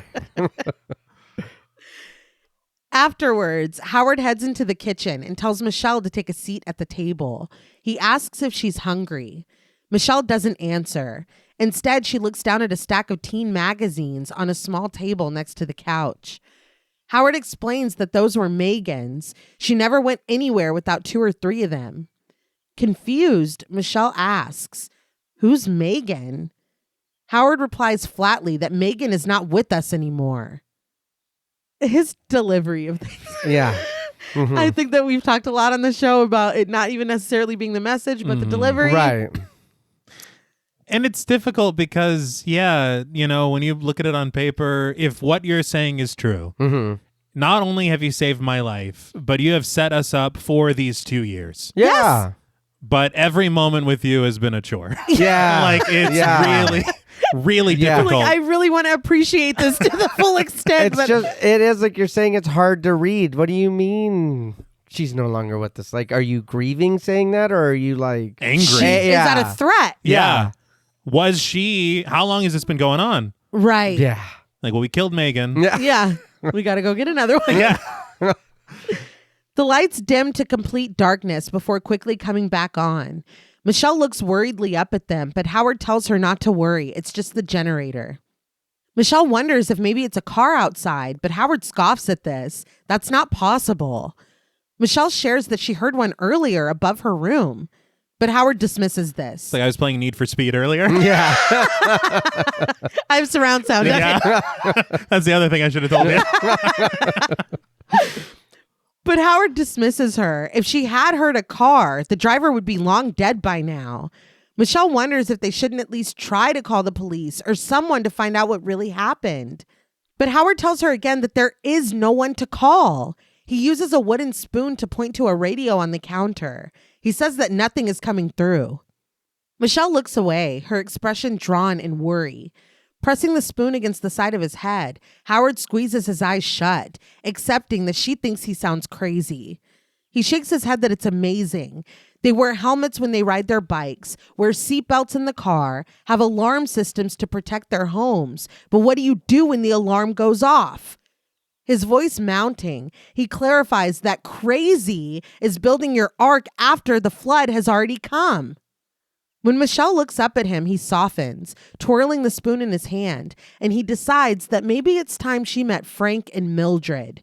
He points across the kitchen with his spoon before tossing it in the air and catching it. I love his lines here. Yes. I think for Howard as a character, these are absolutely perfect because he's like, how are you saying that I'm the one that's paranoid or whatever when, according to him, the worst has happened. He was and right. I'm the only one prepared for it. Right. Just the comparison of you wear bikes. Yeah, you no. wear helmets He's when you like, ride he your is bike. crazy. Yeah. I've never worn a bike in my life. It's like, Howard, you're losing me. But you know what I mean? That we do all these preemptive things, but it's like we have all these, quote unquote systems in place to alert us if something happens. Mm-hmm. But then what the fuck do we do? He's like, I'm the only one that thought of what we do after that alarm goes off. Yeah, but at this point, too, Howard is the only one telling us True. what's going on. So, True. We cannot confirm that the alarm really did go off. Yeah. Is your source on this reliable? Yeah. Like, can we scan that TV radio? Or Yeah, Right. yeah. It's like, don't touch it either. Yeah. Don't touch each other. Don't touch Yeah, my don't- radio. But before we meet Frank and Mildred, Yes. I did want to talk a little bit about the production design and in tandem, the cinematography. Okay. So the production designer was a guy called Ramsey Avery, who has done a lot of work with Marvel Oh. and also was the associate art director for 50 episodes of Roseanne. Okay. They're like, hey. Yeah. They're all I dapping each remember other you. up. Yeah. Had a secret handshake. That couch looked familiar. Yeah. And then the cinematographer is a guy called Jeff Cutter. He would go on to work with Trachtenberg on Prey and Predator Badlands. Okay. But he also shot Orphan, the Nightmare on Elm Street remake, Okay. All right. and the There She Goes video for Sixpence None the Richer. Hell yeah. And on a good note, Yeah, everybody. there you go. But whenever dealing with the idea of a bunker, Mm-hmm. Avery acknowledged that everybody kind of has their own preconceived ideas of what a bunker should look like. Mm-hmm. But he said that the more modern designs are very small spaces that are utilitarian and not very interesting. Yeah. And so, in order to give this place character, what he thought of was, who is Howard? When did he make this place? How long did it take him to make it? And what is important to him? Okay. And that's how you come up with all of this that we see and experience in this space. Yeah. And that makes it feel so lived in. Okay. Because it is just a reflection of Howard completely. Yeah. It does look like he would even maybe go down there and hang out. Yes. Yeah. Before. Yeah. Yeah. Absolutely. But something that surprised me, but I understand completely that it had to be this way. All of this is a set in a studio. Yeah. Well, It's so convincing it is. that you wonder if they built a real bunker. Right. The way that it's shot, it does feel so confined. Mm-hmm. Like, so there, I'm assuming, are like areas where there are no walls and like At some points, like yeah. that's baffling. Yeah. Yeah. To even think about. And one of the things the cinematographer said is they tried as much as they could to not take out the walls very often. And whenever they would never shoot these big wides. They would always still stay as tight as they could You Okay. can feel it. Yeah. just to sell that claustrophobia. Yeah. But it's really wild to see the sets as they're built in this studio because you see just how it's all connected. And it basically is one big set. You can start in one room and literally walk all the way to Howard's room. That's so That's crazy. But they had said that they also took some ideas from photographs from real doomsday preppers as well Yeah. to kind of maintain this level of accuracy in what they wanted to build. Okay. But another thing that they had said in order to keep it grounded in this realism and keep you feeling like you're here is the choices in lighting. And the cinematographer said that they chose to predominantly light this set with practicals. And it's literally the lights that you see are usually the lights that are lighting the scene. Okay. They tried as much as they could. They did use them, but to stay away from overhead lights yeah. and use them sparingly to where it doesn't feel like a scene in a movie. It feels more like this bunker that we are inhabiting. Right. No, they did a really good job. Yeah. But yeah, I was blown away by it. And that's what I was mentioning in the intro was just how impressed I was by this production design. Mm-hmm. I think they said the only part of what we see in this bunker that is its own set outside is, and when I say outside, I mean outside of this set, Right. Yeah. is what we will experience later, this set piece in this filtration system. Oh, okay. But everything else is one piece. That's really cool. crazy. Michelle follows the direction of his point to find a flight of stairs leading upward. Sunlight shines in through the window in the door, and Michelle stares at it in awe. Gripping the railing tightly, she carefully makes her way up the stairs with Howard behind her, jostling keys in his hand. When they reach the top of the stairs, Howard unlocks multiple padlocks and removes them before opening the door, explaining that this is the closest thing he could get to an airlock. Michelle steps through the door, only to be met with another one. Peering through this window, she sees a wheat field, but to the left is a pen. Through the flapping remains of plastic sheets, Michelle sees that inside are 2 pigs, bustling with flies, their skin torn and rotted, their bones visible in some places, and the gaps of their pink flesh.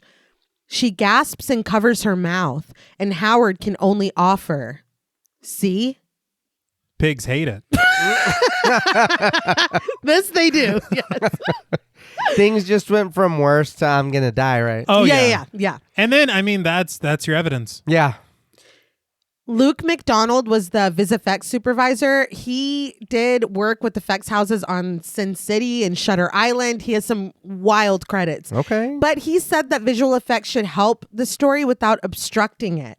So he really wanted everything to look very realistic. And the work they did was really good because these pigs are not real at all. That's unbelievable. Yeah. These pigs are completely CGI. Wow. Yeah. Never would have guessed. No.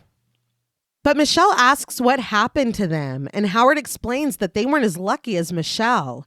It's the air. It's what happens when they get exposed.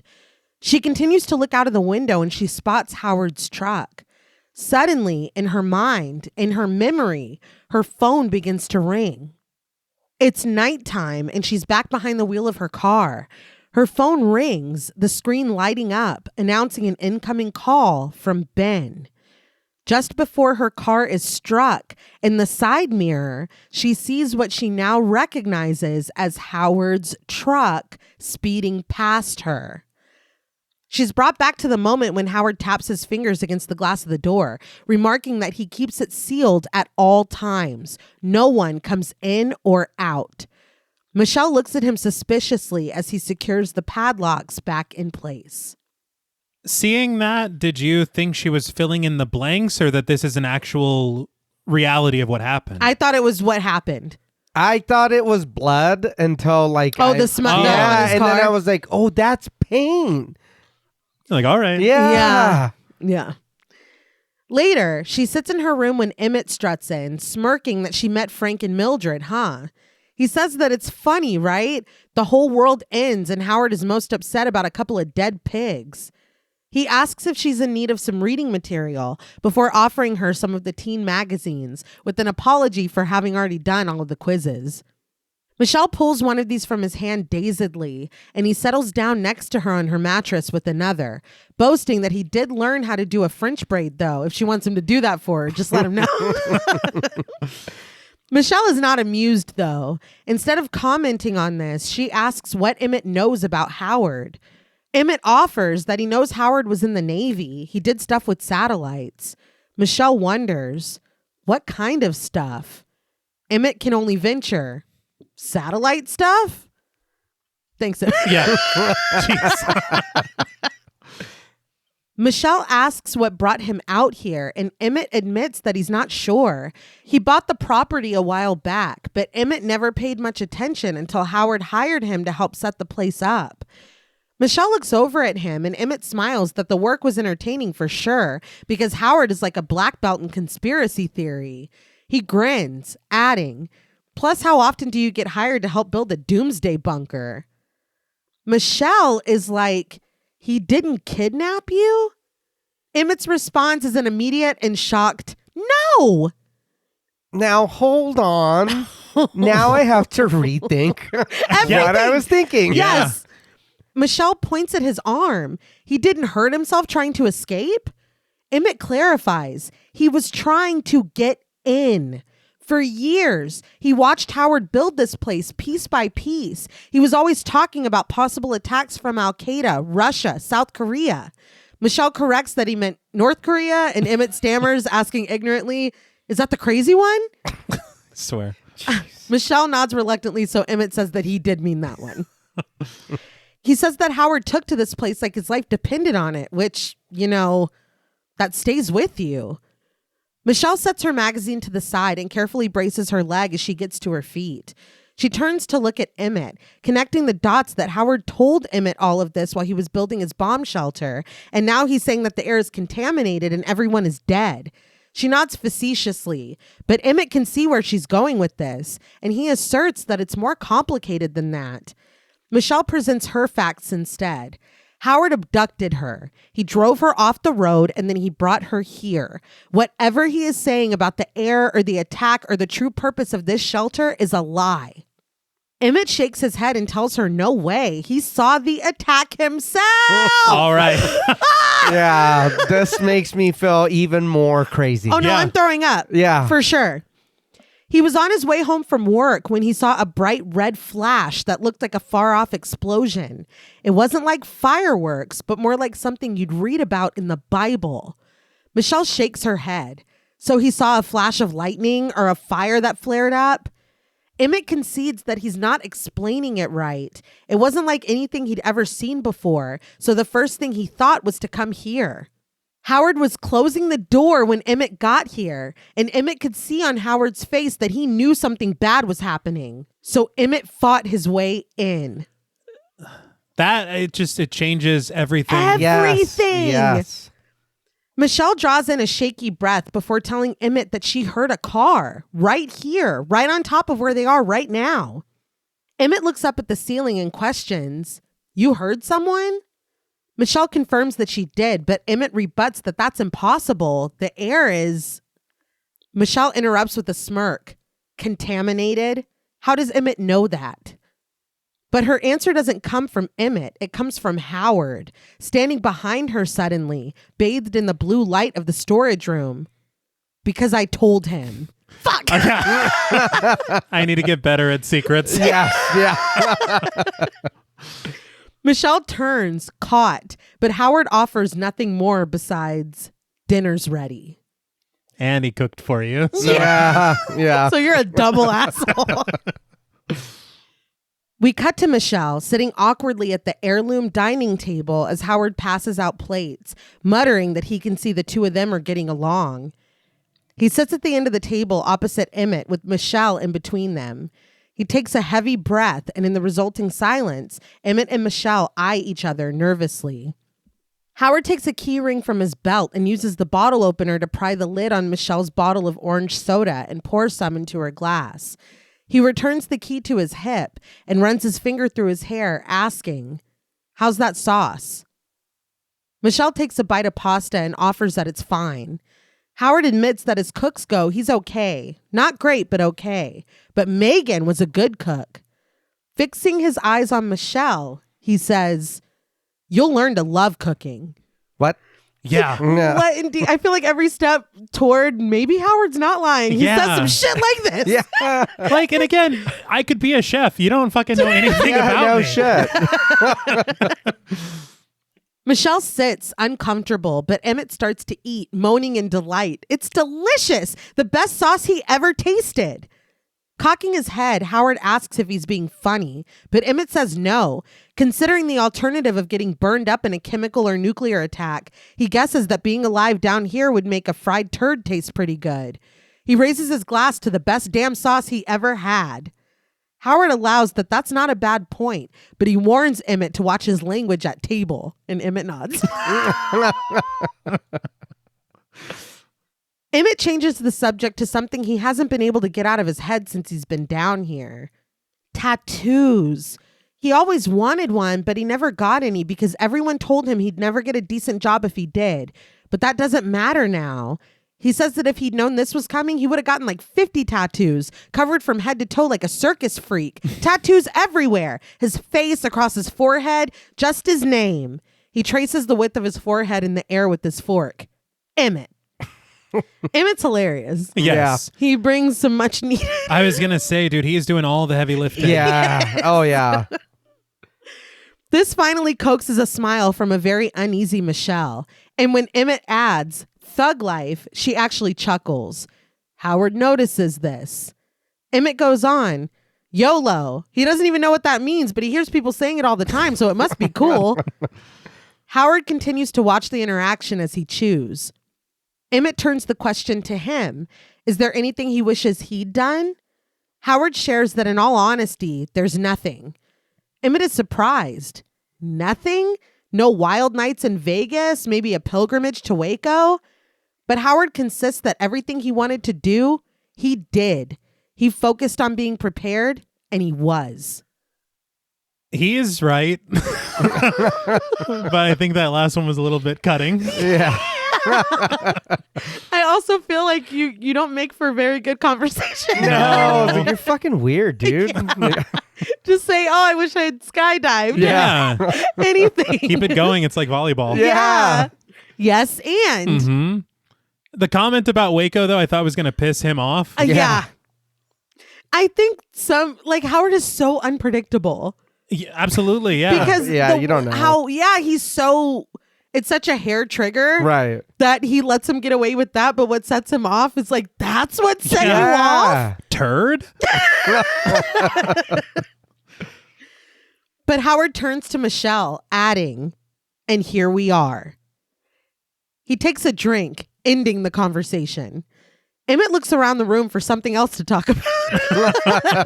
Which, dude, I get it. I can't stand a fucking awkward silence. No. Yeah. Say nothing just to fill it. Remember that episode of Breaking Bad with Jesse? Yes! Talking about the lasagna. For real. It's like, oh my God. His eyes fall upon a stack of board games, Boggle Jr., Monopoly, Candyland, Pictionary. He's like, is that Monopoly? He decides that that's how they'll kill time. He asks Howard what he says. They'll be down here, what, a year, maybe 2? He bets that if they start a game right now, they could be halfway finished. He's working on his take. Yeah, I know. The world needs laughter. Hear the bass line of Seinfeld in there. But Howard interrupts. Stop talking. He closes his eyes and sighs, flexing his fists. When he gets himself under control, he tells Emmett that he doesn't need to be making jokes about how long they're going to be down here when no one knows how long that's going to be. His humor is not funny, and he doesn't appreciate it when he's trying to eat, and neither does Michelle. That's a twist of the knife. For me personally, if somebody just flat out said, your humor is not funny, it could not be more critical. I'll just go outside. Yeah. I'll breathe. Just take a deep breath.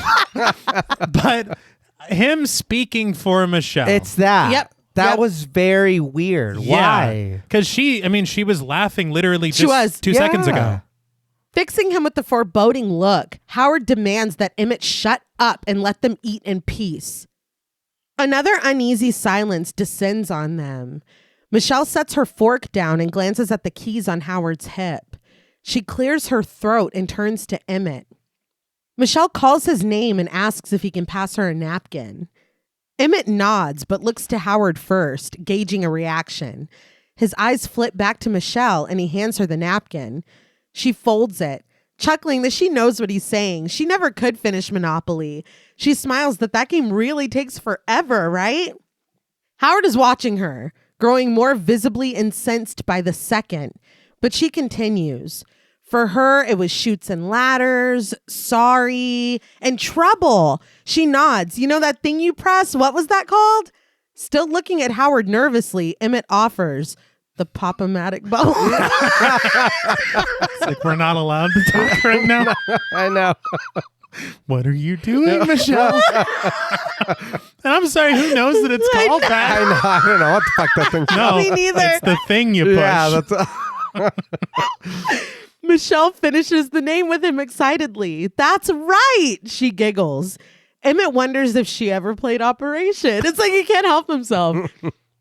He could never play that. It terrified him. The noise it would make when you hit the edge. Good Lord. Michelle laughs at this, agreeing that it was pretty scary.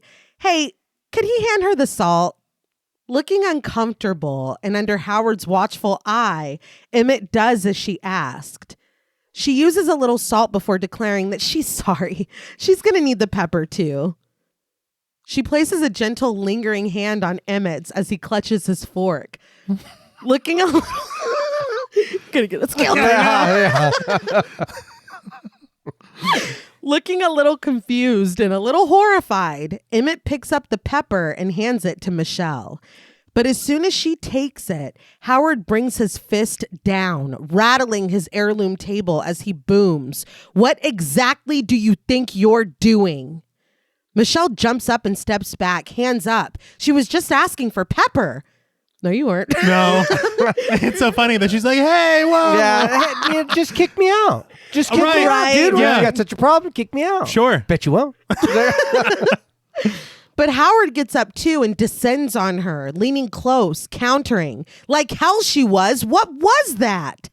Slamming his hand on the wall behind her, he asks, is she trying to insult him here in the shelter he built? The shelter keeping her alive? Does she really not think he saw what she just did? His voice raised and his face a hectic red. He asks, is this how she thanks him for saving her life? Emmett starts to stand up, pleading gently with Howard to calm down. But Howard turns to him, pointing at screaming at him to shut up and stay in his seat. So Emmett shuts up and stays in his seat. But while Howard is still turned to look at him, Michelle's trembling fingers are reaching for the keys on his hip. Her hand snaps back when Howard returns his attention to her. Sneering, he informs her that he knows what a traitor looks like. Understand? He's shown her nothing but generosity and hospitality. He decides that he wants her to apologize and tell him that she's going to behave. In a small voice, Michelle offers, I will. With a sigh, Howard turns, the keys moving out of Michelle's reach as he takes a step back toward the table. But he turns and comes back. Leaning against the wall behind Michelle and bringing his reddened face close, he asks, you will what? Michelle looks up at him with wide eyes and clarifies, I'll behave, and I'm so sorry. Finally satisfied, Howard turns back to the table and tells her to sit. Emmett lets out a sigh of relief, and Michelle does as she's told, taking her seat with a slack expression of shock. But we glide beneath the table to find that Michelle clutches Howard's keys in her hands. Clever girl. Yes. Howard sits and finishes his drink before grabbing another bottle, asserting that they need to stay hydrated. A steady ringing pitches, climbing higher as Michelle realizes that the bottle opener Howard is going to reach for is on the keychain she has pressed against her legs under the table. Howard taps the bottle cap and reminds them that hydration is easy to forget down here, but the ringing tone of Michelle's panic nearly drowns him out. He notices her uneasiness and asks, what's wrong? Like, we didn't just... Yeah. You weren't screaming in my face 2 seconds ago? That's scary by itself. Yeah. That's to him a normal... He's like, what? I will say, too, Mary Elizabeth Winstead said that any scene that got intense between her and John Goodman, they would apologize to each other before and after. Aww. And that on set, everybody was laughing. It was like a family. And so when they had to do stuff like this, it was like, look, I'm sorry. Well, sometimes you got to get intense. And it's Yes. like, dude, I'm so sorry. Yes. Bringing a fork full of pasta to her mouth, Michelle shakes her head and answers, nothing. Howard reaches for his hip and finds that there's nothing there. He asks where his keys are. Just then, there's the rattling overhead of a passing car.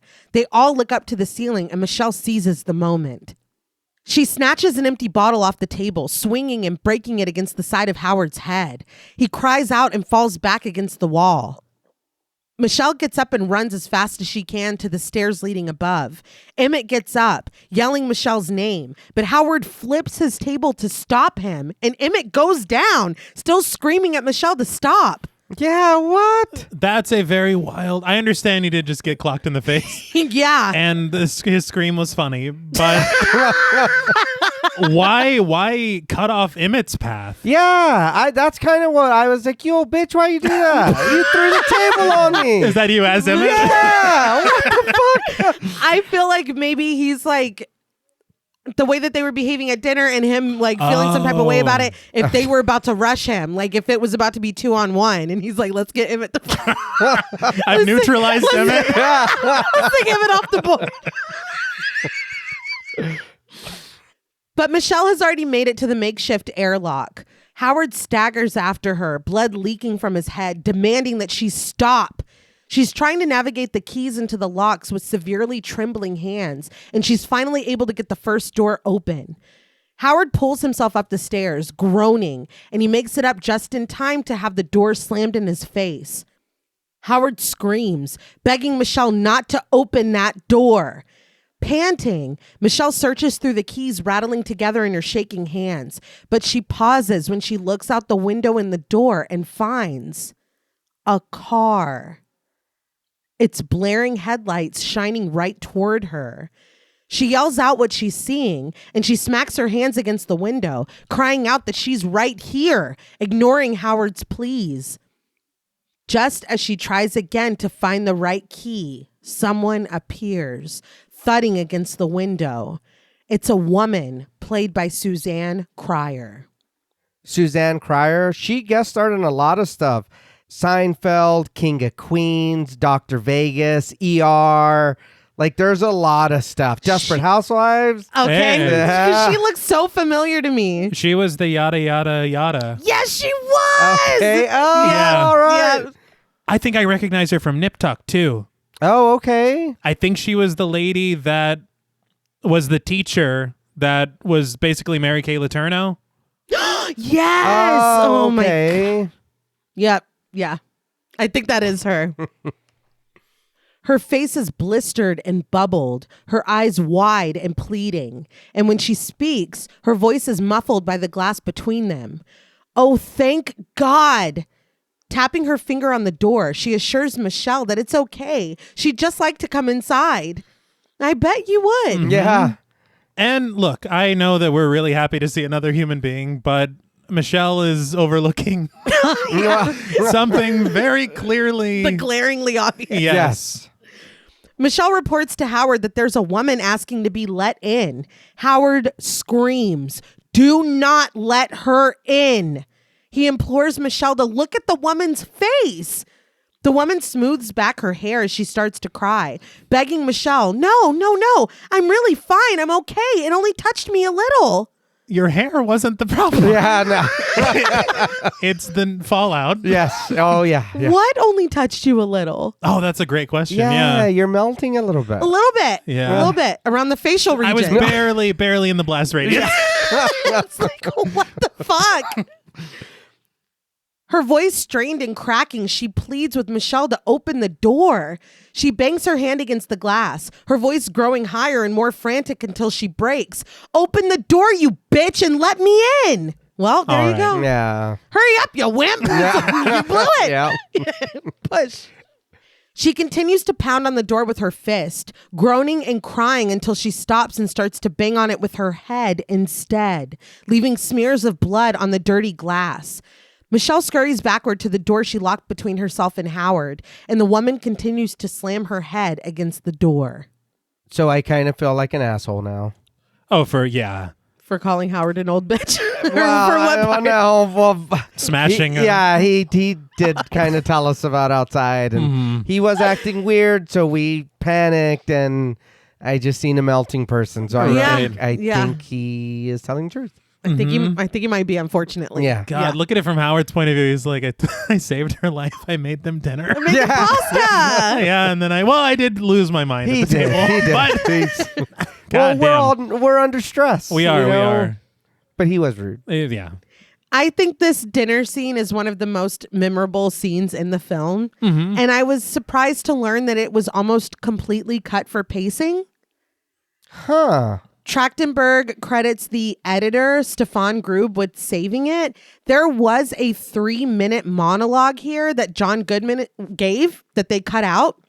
But he was talking about the siege of Valencia, which is where the working title Valencia came from. But the monologue was the thing that was cut. And I wondered if it was maybe a compromise to keep the rest of the dinner scene, because I feel like it is so important. It kind of shocks me that they were just trying to lose it. Yeah. Well, without it, what would have been the catalyst to... I don't know. Yeah, no kidding. I don't know? know. Yeah. I think it establishes this weird dynamic and like Howard's paranoia and the way he's watching the two of them and like Michelle's kind of cunningness. Like Yeah. I Yeah. think so much is given here and it gives them a little room to be in it, you know? Yeah. I just shocked me. I was like, really? Huh. I will say the way that it's edited now, the pacing of it is perfect, but I am curious to know what was going on in the monologue. Yeah. You know I love a Yeah, monologue. I'd like to hear that. And And John Goodman's John- a hell of an actor. Exactly. Yes. I would really like to see what that was. But, I mean, what we got was really good. Yeah.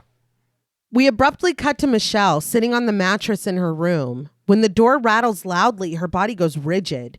She looks defeated, and there are tears streaked down her face. Howard comes in calmly to replace a burned out light bulb on the wall, his head bandaged where Michelle attacked him with the bottle. I'll be like, okay, I'm sorry about sorry about that, Chief. Yeah. He offers that he knows it's hard, realizing that the ones she loves are all gone. Once he replaces the light, Michelle looks up at him with red eyes. Leaning against the wall, Howard sighs that he has something to confess to her. He crashed into her car. Her accident was his fault. When he found out about the incoming attack, he got frantic. He knew that he needed to get back to his bunker as quickly as possible, so he was driving like a maniac. He had tried to pass her, and he's the reason she went off the road. He knows that he seems like a really sensible guy, but at the time, he just wasn't himself. It was like, Howard knows, not too fast. No, you were doing so well until... Wrestling with his guilt, he insists that it was an accident, but it was still his fault. He admits that he was afraid to tell her, and he's sorry. Michelle lets this sink in, this confession recontextualizing her memory of the moment before her crash. She says nothing. Howard starts toward the door, insisting that Michelle should shower. Even the smallest amount of air that could have made it through the door could be toxic. He sets down a stack of folded clothes, sharing that these were Megan's if she wants them. Michelle looks at the folded shirt on top of the stack, a graphic tee with the Eiffel Tower on its front and the words above it in French. Paris, je t'aime. When she steps out of the bathroom area, her hair still wet from the shower, she's wearing the shirt. Howard is setting up a makeshift first aid station at the table. He tells Michelle that he recognized that woman's car. He thinks her name was Leslie. They had mentioned something about switching the lighting in this scene because before it was these really like cold fluorescence over the dinner table. And I think that kind of highlights this tension between the three of them at the time.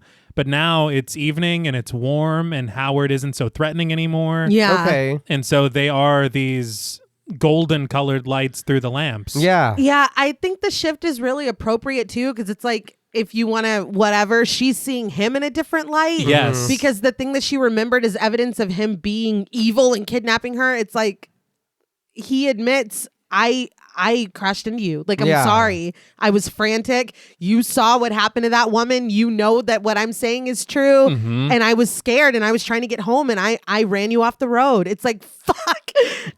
You've explained everything. Yes, you have. I guess I can chill a little bit. Yeah. I guess. And there's also this feeling of the dynamic shifting with him sitting down and her standing up. Yeah. True. So Because he's it's- usually towering over her. Yeah. Michelle asks if he knew her, and Howard explains that she was a neighbor. Emmett wasn't the only person that knew about this place, so he thinks that if anyone else survived, they might come here too. He sits down, pointing out that as of Friday, kindness and generosity are antiquated customs. He peels the bandage off of his head and comments that he's going to need stitches. He turns to Michelle expectantly. After a moment, she realizes that he wants her to do it. Howard agrees that he does. Isn't this her doing? I'd be like, fuck. Michelle balks at this. She's not exactly qualified, but Howard counters flatly that he'll walk her through it. When she still hesitates, he invites her over to have a drink. He unscrews the lid from a mason jar and pours some into a tin cup. Michelle steps over, asking what it is. Howard says that it's technically vodka, and he takes a sip himself before setting it on the table for Michelle. He insists that it's safe. He distilled it himself. Michelle takes a drink and coughs, and Howard reminds her that he said he distilled it. He didn't say anything about it tasting good, and Michelle agrees that it is awful. Howard asks if she wants it on the rocks, spraying the tin cup with liquid nitrogen, causing the outside of it to frost. He clarifies that this is something he taught himself as a young man on a ship with way too much free time. If the CO was working them too hard, they'd freeze and snap off the knob of the bathroom door while he was still inside. And it would usually take him an hour or two to get out. That's fucked up. That's wild. And he makes it like he did it several times. Yeah. Usually. The CO is like, I can't believe it. Again? And again, we're talking about earlier about John Goodman's performance. Yeah. Because now he's just so personable. Yeah. He's so, like, I don't know. It's a complete shift. It does make you kind of let your guard down because he's teaching you something Yes. that he knows. So it's like, oh, you're trying to pass on something or whatever. Okay. He's in dad mode. Right. Yeah. He tries to hand the cup over to Michelle, but she raises her hand and insists that she's good. Howard cheerses and drinks it down himself. He dips a curved, threaded needle into the vodka and passes it to Michelle, telling her that it's clean, so all she has to do is stitch. Michelle takes the needle and brings it close to the open gash on Howard's head. Howard takes in deep, steady breaths as Michelle pierces his skin. His voice catching and wavering, he tells her that she's doing fine.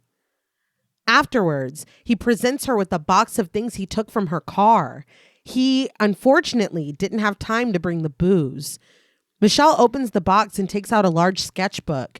As she flips wistfully through the pages, Howard asks what it is. We see sketches of fashions, and Michelle admits that she wanted to design clothes. Howard reasons that that's probably why she was so good at the stitches. I thought that was really nice. Yeah. Abruptly, he adds that Megan wanted to be an artist. Michelle ventures. Was she your daughter? Howard gives a clipped yes before leaving the room. He comes back with a book, boasting that she was so smart. She loved to read. The magazines were just for fun, but she inhaled books and anything about Paris. She loved everything, their culture, their movies. He pulls from the book and hands over a photograph. It's a picture of a girl in a blue floral shirt, her hair draped over one shoulder, an onyx earring dripping from her ear, and a bright smile on her face. Howard says that they used to have a joke where he'd ask what she wanted to be when she grew up. He asks Michelle if she knows what Megan said. Michelle waits with a smile as Howard delivers the punchline. French. He takes the photo back from Michelle and continues that Megan's mother turned her against him and took her to Chicago. He tisks that people are strange creatures and you can't always convince them that their safety is in their own best interest. Michelle offers that he doesn't know that they're gone. Howard walks away, leaving Michelle's expression to soften into sadness as he reasons that at least he tried to help them. So this is a lot of insight. It is. Yeah. I also, just a sidebar, but the nuance in his performance because he's acting a little tipsy from the vodka. Right. Okay. I thought that was Yeah. just a really good choice. But it's very interesting now because all the things that we had heard, we finally have a bit of clarification. Yeah. Later, Michelle sits against the wall in her room, flipping through her sketches. Emmett knocks on the wall between them, offering from his own area that there was nothing she could have done for that woman. Even if Michelle had let her in, she still would have died. After a long pause, Michelle remembers that Emmett had asked earlier about regrets. She's got some of those. Emmett's like, welcome to the club. He shares that he lived his life in a 40-mile radius, and that was by his own design. He was so fast in high school that he'd even managed to outrun his own bad grades. I was like, okay, Emmett. It's like I was a poet, too. Yeah. For 3 years in a row, he was all state track and he got a full ride to Louisiana Tech. He chuckles that he spent the last 2 weeks of that summer showing off the bus ticket they'd sent him to anyone who would look at it. But the night that he was supposed to leave, he just got so worried about how bad he'd do up there with all those smart kids. So he went out of his way to get wasted. He got so drunk that he knew there was no chance he'd wake in the morning. He missed the bus and he didn't buy a ticket for the next one or the one after. Michelle proposes that if he had gone, maybe he'd be dead right now, and Emmett agrees with a touch of amused bitterness. Lucky me, huh? Lucky us. I guess. Yeah. Is it much better? I mean, I don't even know. I don't know. Yeah, I don't know. I know we've seen the lady and I would be grateful, but it's like it's all like that. Right. We Yeah. just have to believe that everything's like that. And we can't even peek. no, it's Just against a- the rules. Yeah. Just a quick peek. Yeah. I think the other thing, there's not enough time spent on the fact of Howard knowing that woman. Yeah. He's just like, whatever, dude. Yeah. Sorry about That's it. Like, true. yeah. Her eyes filled with tears, Michelle smiles sadly. She grips her sketchbook and shares her own story. I will say, you were talking about Howard knowing that woman. Emmett had to fight his way in, and Emmett helped him build this place. Yeah, Yeah. that's true. So I'd be like, why am I here? But is it because you felt so guilty for running me off the road? Or is it because of something else? Because you don't want anybody else in here, Yeah. but you brought me down here. Yeah. Yourself. Yeah. You know, yeah. Now, see, we just can't relax. No, we cannot relax. Michelle says that she was at a hardware store a few years ago and there was a little girl with her dad. He was in a hurry and she wasn't keeping up, so he kept yanking her arm really hard, too hard, and she knew that feeling. When her own dad got that way, her brother was always there to take the worst of it for her. And seeing that little girl, she thought that maybe she could be the one to do that for her. But she just kept watching them. And by the time they were about to leave, she'd done nothing. The little girl slipped and threw her father off balance, so he hit her. And Michelle wanted so badly to help that little girl, but she did what she always does when things get hard. She panicked and ran. She sniffles. Emmett points out that they're here and they're alive, and that's got to mean something. Michelle lets out a long sigh. I like this scene a lot because I think not only does it set up character dynamics between the two of them, but also a depth of character inside the two of them. Yes. Yeah. To learn these things about them, it really helps everything that comes after for me. Oh, yeah. And I thought, honestly, I don't know if it's too early to say it. I thought that it was really, absolutely, definitely setting up this kind of a unconventional love story Huh. where they would probably have to have the quietest sex of all time. Yes. But I am kind of glad that we don't really go that way. Yeah. Yeah. I 1000% agree. And there were some things in that original Seller screenplay. I think I have to wait to share. Oh, Okay. okay. But I was like, glad they didn't do that. Yeah. We are then treated to a montage. Emmett calls up Tommy James and the Shondells, I Think We're Alone Now, on the jukebox before he scrubs down the kitchen with his arm that's not confined to a sling. This is the perfect song for this montage. Yeah. Howard dumps a puzzle on the coffee table, and we see each of them, Howard, Michelle, and Emmett, working on it at different times. Wearing Megan's clothes, Michelle sets up a Paris-themed lamp in her room. At dinner, Emmett stabs at his chicken breast with a knife as Michelle happily passes a pitcher of tea to Howard. She laughs at him before using her own fork and knife to cut it up for him. I gotta be honest, these are not the rations that I expected. No! Yeah. They're No. eating well. Yeah.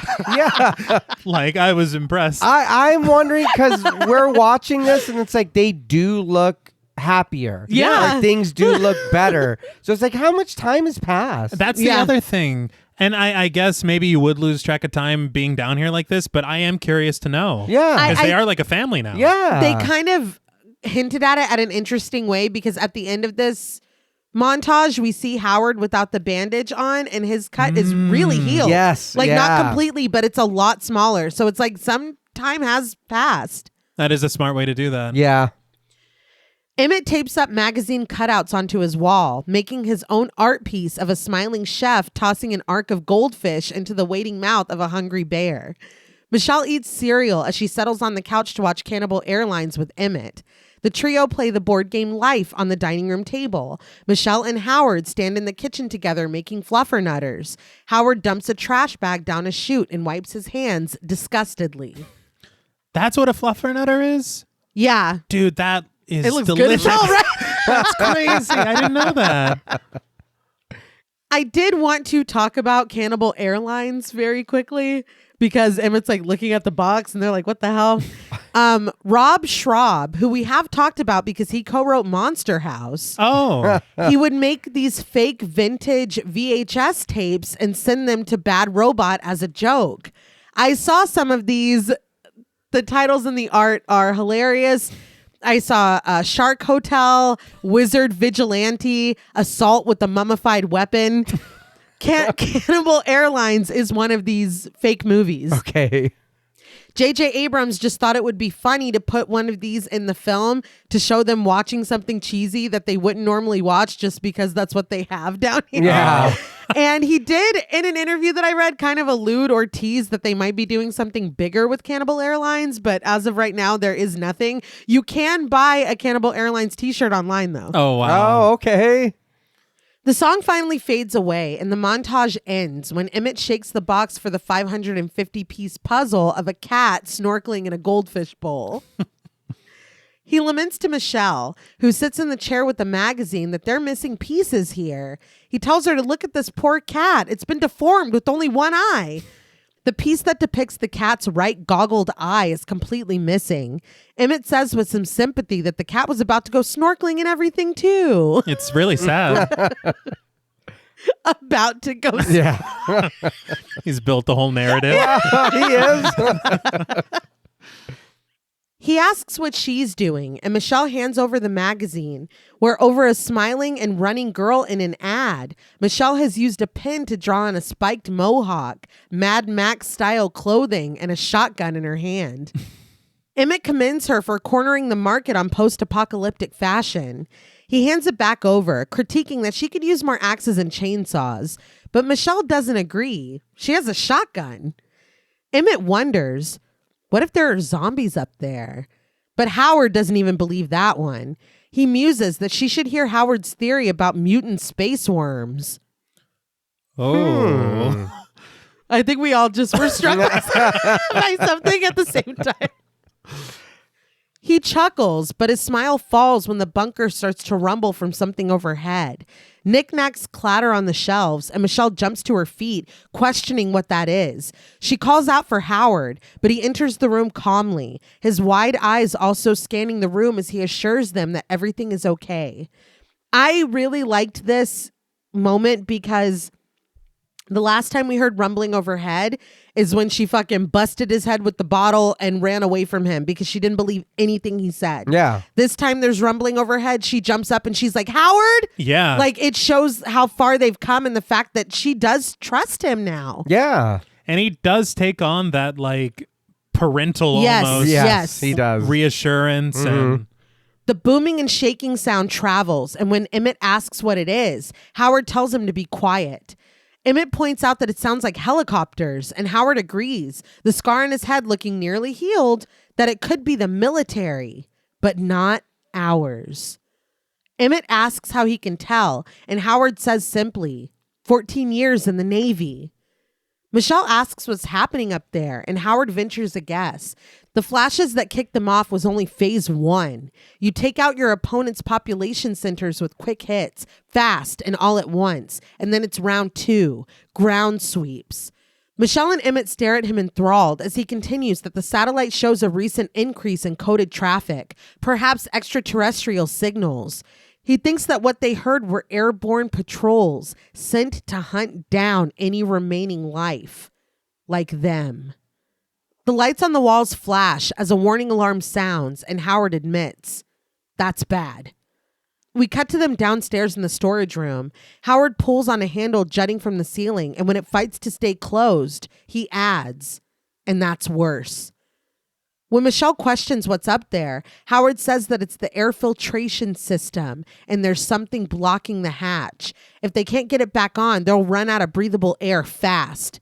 He looks up at the ceiling before settling his eyes on Michelle. this, obviously horrible. Yes. I think what it is things were just great. Yes! Like, we just had this montage. He was doing the puzzle. Yeah. We're joking around. Yeah. It made me think of Dawn of the Dead 2004 whenever Yes! Yeah. they have their montage and then they're like, hey, Andy's starving. Yeah, It's like we were just... no. We were having fun. damn. Yeah. If we're done being down with the sickness. Back upstairs, he opens a vent on the wall above the table. He tells Michelle that she's the only one small enough to reach it. When Michelle doesn't understand, he clarifies the filtration system through the main duct. Someone needs to go in there and restart it. As Emmett helps Howard lift the table and set it directly under the vent, he offers to go instead. Michelle won't know her way around. He can do it. Howard points out that Emmett is too big, plus his arm. Looking back to Michelle, he assures Emmett that she can do it. He tells her that to restart the unit, just swing the handle off, then on, then off, then on. After thinking it over, he decides that that should do it. He tests a flashlight before handing it to her, stating that neither of them will be able to go in there and help her if she gets stuck. He imparts sage advice. So don't get stuck. Wordlessly, Michelle takes the flashlight and looks up at the open vent. I would throw up. Yeah. Absolutely. Yeah. And the thing that sucks is we are, or at least we feel like we're saying like a team now or Right. whatever. So to be like, look, you are the only one that really can go in there. It's like, fuck, I have to. I gotta. And even if that, we have to breathe. So I really, really have to. Mm-hmm.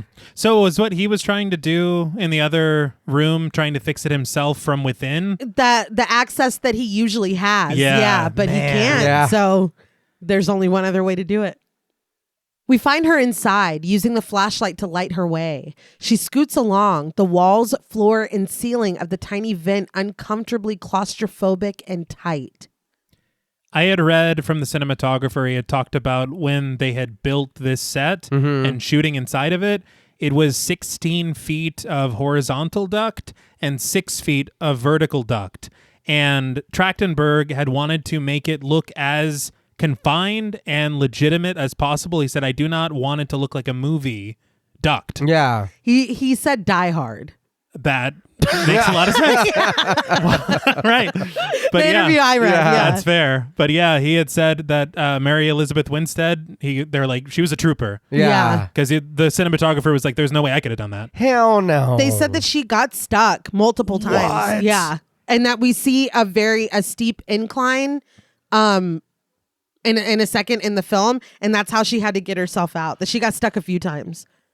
Look. a I know. nightmare. I know. Here's the thing: you can build it as confined as possible. I'm not a production designer or a builder of anything, really.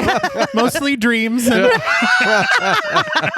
But I feel like if you make it, you should be able to make it to where you can literally just take it apart. Yes. You would hope Yeah. so. You know what I mean? Yeah. Instead of being like, well, Yeah, keep shimmying. Yeah. I would have a full fucking panic attack. Oh, no, There is yeah. no way. Yeah. There's literally no way. But they said more than once. no, A no, few times she got stuck in there. no. When she passes along a grate in the floor, Howard looks up at her. He calls out and asks if everything is okay. When Michelle reports that it looks like a dead end ahead, he explains that that's just the incline. She'll climb up that and she's almost there. Michelle sighs that this sucks, but we see her inching her way up the incline and then pushing her way into a room. She squeezes through, carrying the flashlight in her mouth.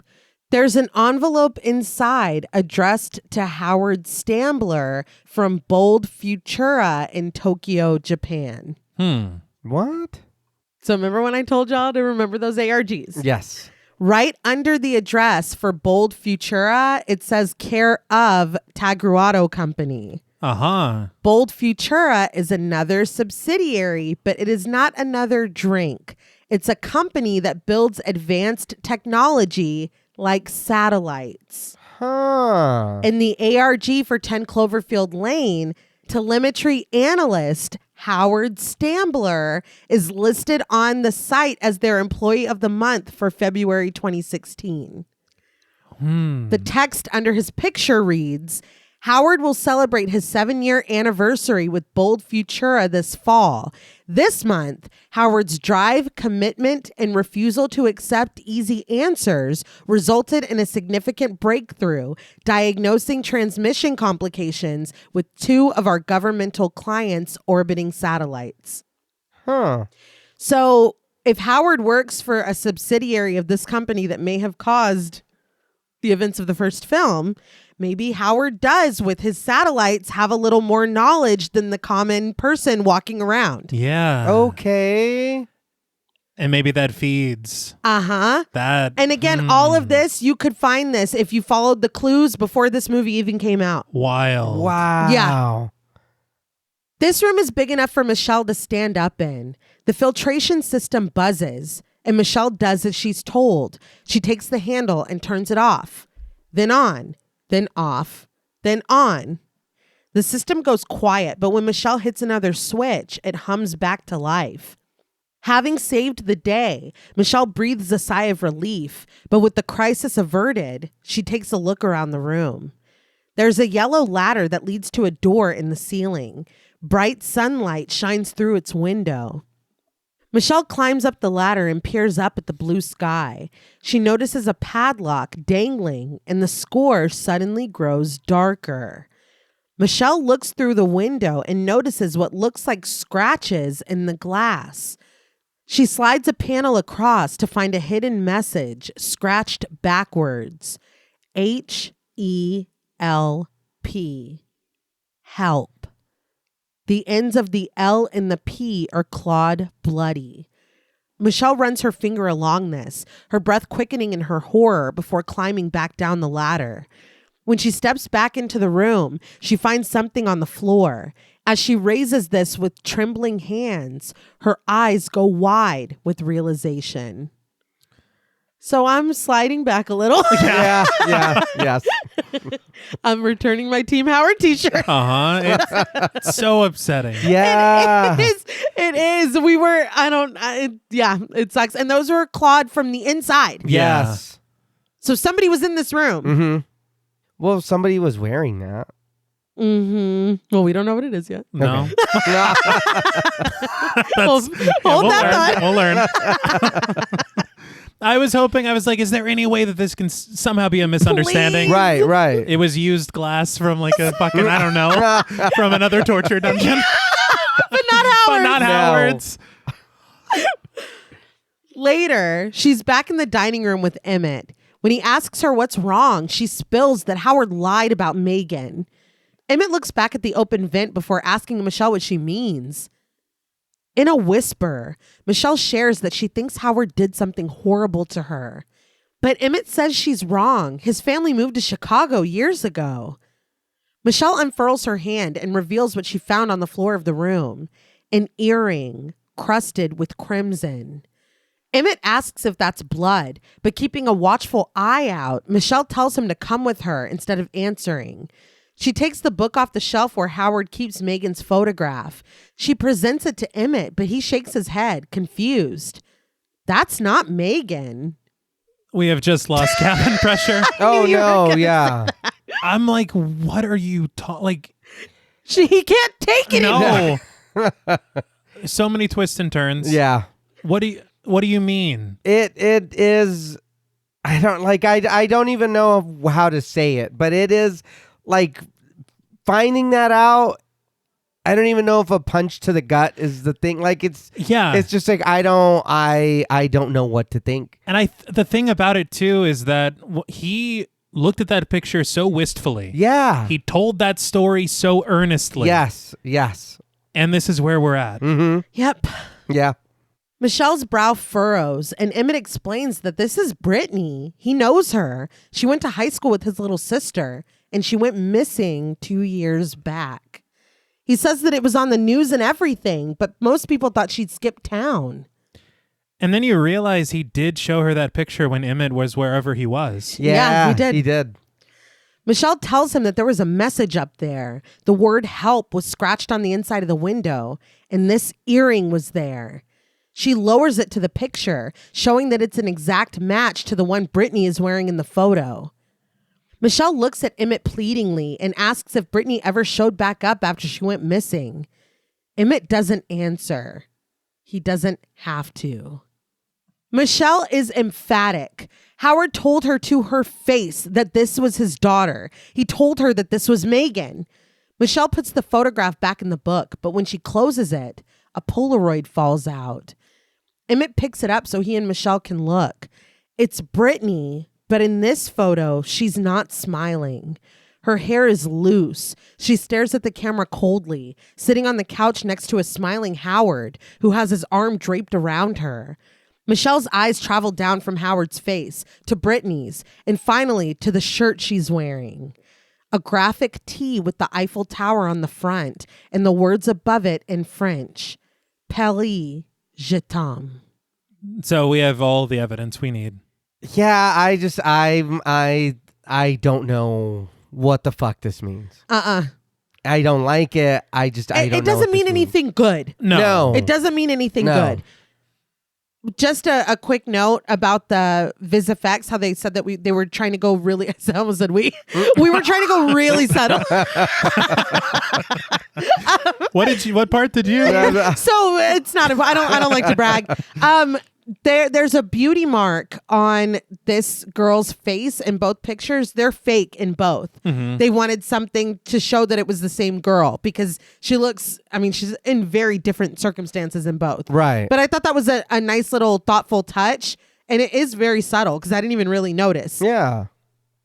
But Emmett hands the Polaroid to Michelle, his eyes lingering on the exact same shirt that Michelle now wears before meeting her eyes. Speaking low and quickly, Michelle reasons that he took her. He took her and he killed her. When the door leading downstairs clangs loudly and Howard comes out, they pretend to be busy at the jukebox. Howard strides by, oblivious. Emmett proposes in a whisper that they think about this. Maybe they can get Howard's gun. They'll tie him up and get him to confess to what he's done. But Michelle holds up a mirror to Emmett's plan. Who's he supposed to confess to? The police? Emmett reminds her that he said before they can't be the only survivors. Even that woman was able to get around a little. Michelle is like, yeah, until she died directly above us making choking noises. It's like, damn, she's right. Able to get around a little is not how I would describe. She drove a little. Yeah. But Michelle's words are cut short when Howard strides in, commending that was an incredible example of teamwork. Very well done. Walking straight to the jukebox between them, he decides that he wants some music. Problem solving always puts him in a musical mood. Howard punches in his request, and as the exciters tell him begins to play, Howard is fully dancing. It's bordering on twerking. Yeah. That was not on my bingo card. Yeah, no. And it's like this moment is so scary that this is almost like surreal. Yeah. Like I can't process all of this at once. Still, he warns that Michelle should probably go take a shower, just in case. Michelle agrees as Howard dances out of the room, but she stays where she is for a moment as the music continues to play, and she and Emmett feel the weight of her discovery. In the bathroom area, Michelle starts to shower, and as she ponders, the music grows muffled. Her eyes linger on the cheerful yellow rubber ducky on the shower curtain. Afterwards, she creeps out of her room and over to Emmett's bunk in the storeroom with the magazine. She presents it to him, declaring that she might have an idea. Emmett looks it over, questioning, 10 better ways to style my bangs? But Michelle corrects him, not the article. She points instead to something else, but says that she thinks she can only make one. It's a start, though. Emmett agrees. No kidding. Howard is upstairs on the couch watching Pretty in Pink when Emmett comes in. When he asks if it's 16 Candles, Howard corrects him, snapping that it was one of Megan's favorite movies. Can he help Emmett with something?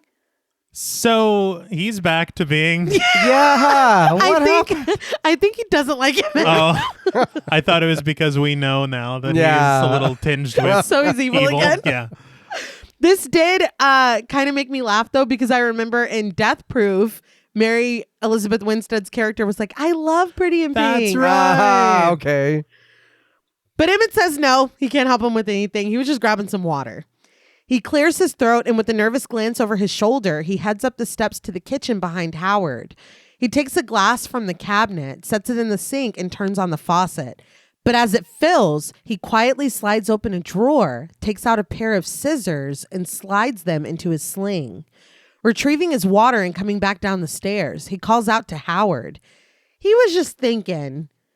Annoyed, Howard pauses the movie. Emmett continues. He's not trying to tell Howard how to run things, but he was curious. Michelle, how close does Howard think she got to that air filtration unit? Does he think she touched it? Howard does. He's pretty sure she did, actually. Emmett knows that Michelle cleaned up after and everything, but considering that it's filtering God knows what from outside, if she tracked anything back in with her, it'd be concentrated.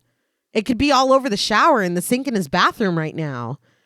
Howard does not turn to look at him, but it's clear that Emmett's proposition is giving him pause. Emmett shrugs that it was just a thought before leaving the room. Howard switches the movie back on, only to immediately pause it again and sit thoughtfully. We cut to Howard removing the shower curtain with gloved hands and stuffing it into the trash chute, dropping the blue gloves in behind it. Like a damn fiddle. Yeah. They knew. Yeah. Howard closes the door to the chute, leaving us in darkness. And when it opens again, Michelle and Emmett are peering down at us, and Michelle is able to fish the items out of the chute. Next to the aforementioned how-to of 10 better ways to style your bangs is another ad that Michelle has sketched over. On top of the man modeling his classic and casual ensemble, she's drawn a gas mask and a top with gloves. She gets to work, rummaging through everything she can find. She steals the curved needle from the first aid kit that she used to stitch Howard's wound.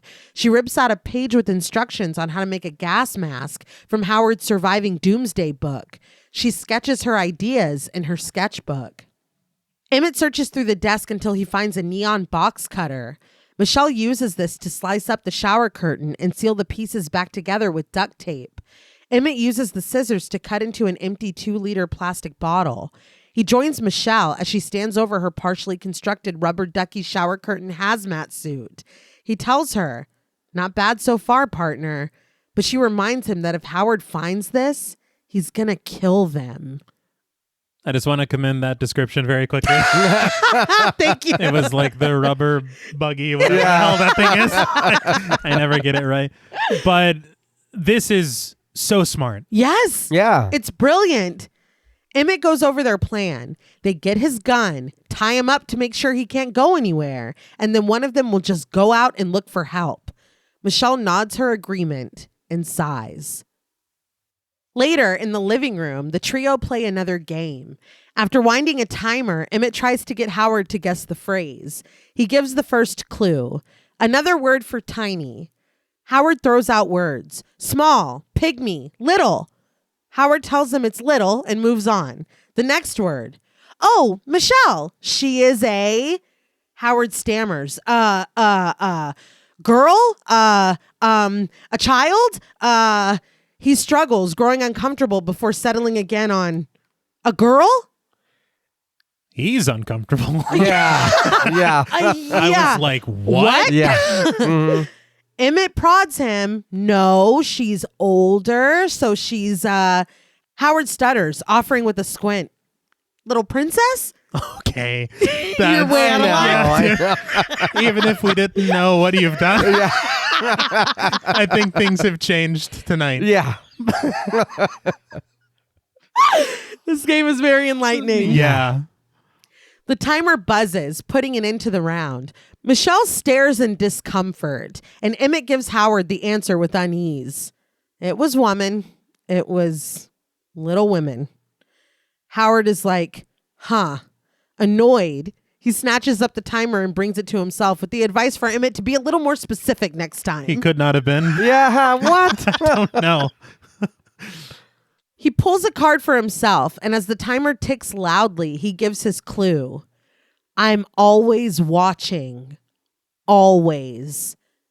Emmett ventures a guess. God? Howard delivers more clues in a disturbing manner. I go wherever I want. Emmett glances to Michelle before deciding that he doesn't know. Howard keeps going, his eyes flitting between Emmett and Michelle. I know what you're doing. I see what you're doing. Michelle finally looks up to meet his gaze, and Howard keeps going. I know what you're up to. I see you when you're sleeping. Emmett nervously repeats again and again that he doesn't know what Howard's talking about. It's like, look, man. Yeah, it's like, dude, calm down. It's like, please. He's stumbling over his words, and Howard is only getting louder, yelling, I know what you're doing. I'm always watching. Always watching. I'm always watching. Michelle puts an end to the mounting score as she blurts the answer. Santa Claus. The timer begins to buzz, and Howard tells Michelle flatly that was great, except it was Emmett's turn. Michelle apologizes for getting excited, and Howard bangs his hand on the table, deciding that he's keeping that point. He's like, the answer was marble hornets anyway. Yeah. He tallies it on the notepad in front of him, and Michelle agrees that he should. He totally earned it.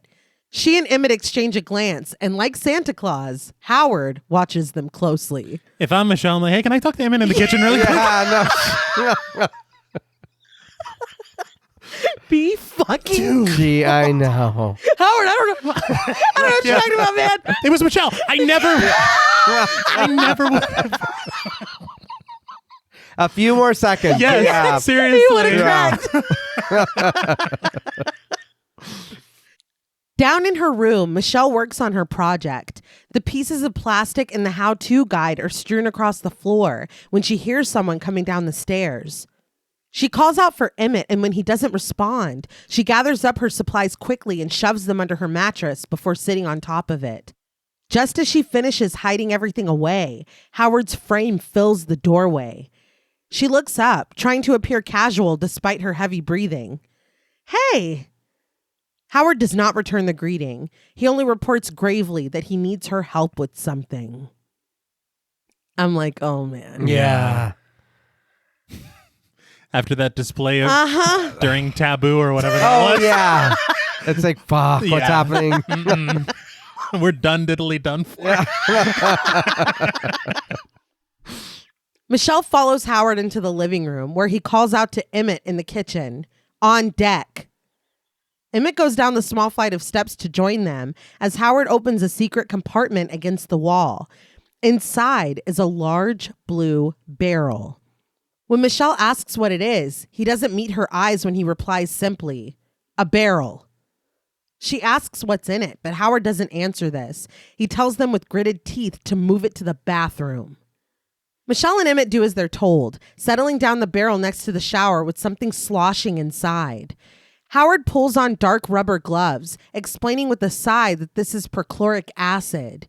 He asks if either of them knows what that is. They both shake their heads. Howard educates that it's usually made as a precursor to ammonium prochlorate, fuel. It's used for launching naval satellites into orbit. Metal clangs as Howard unfastens the lid of the barrel and lifts it.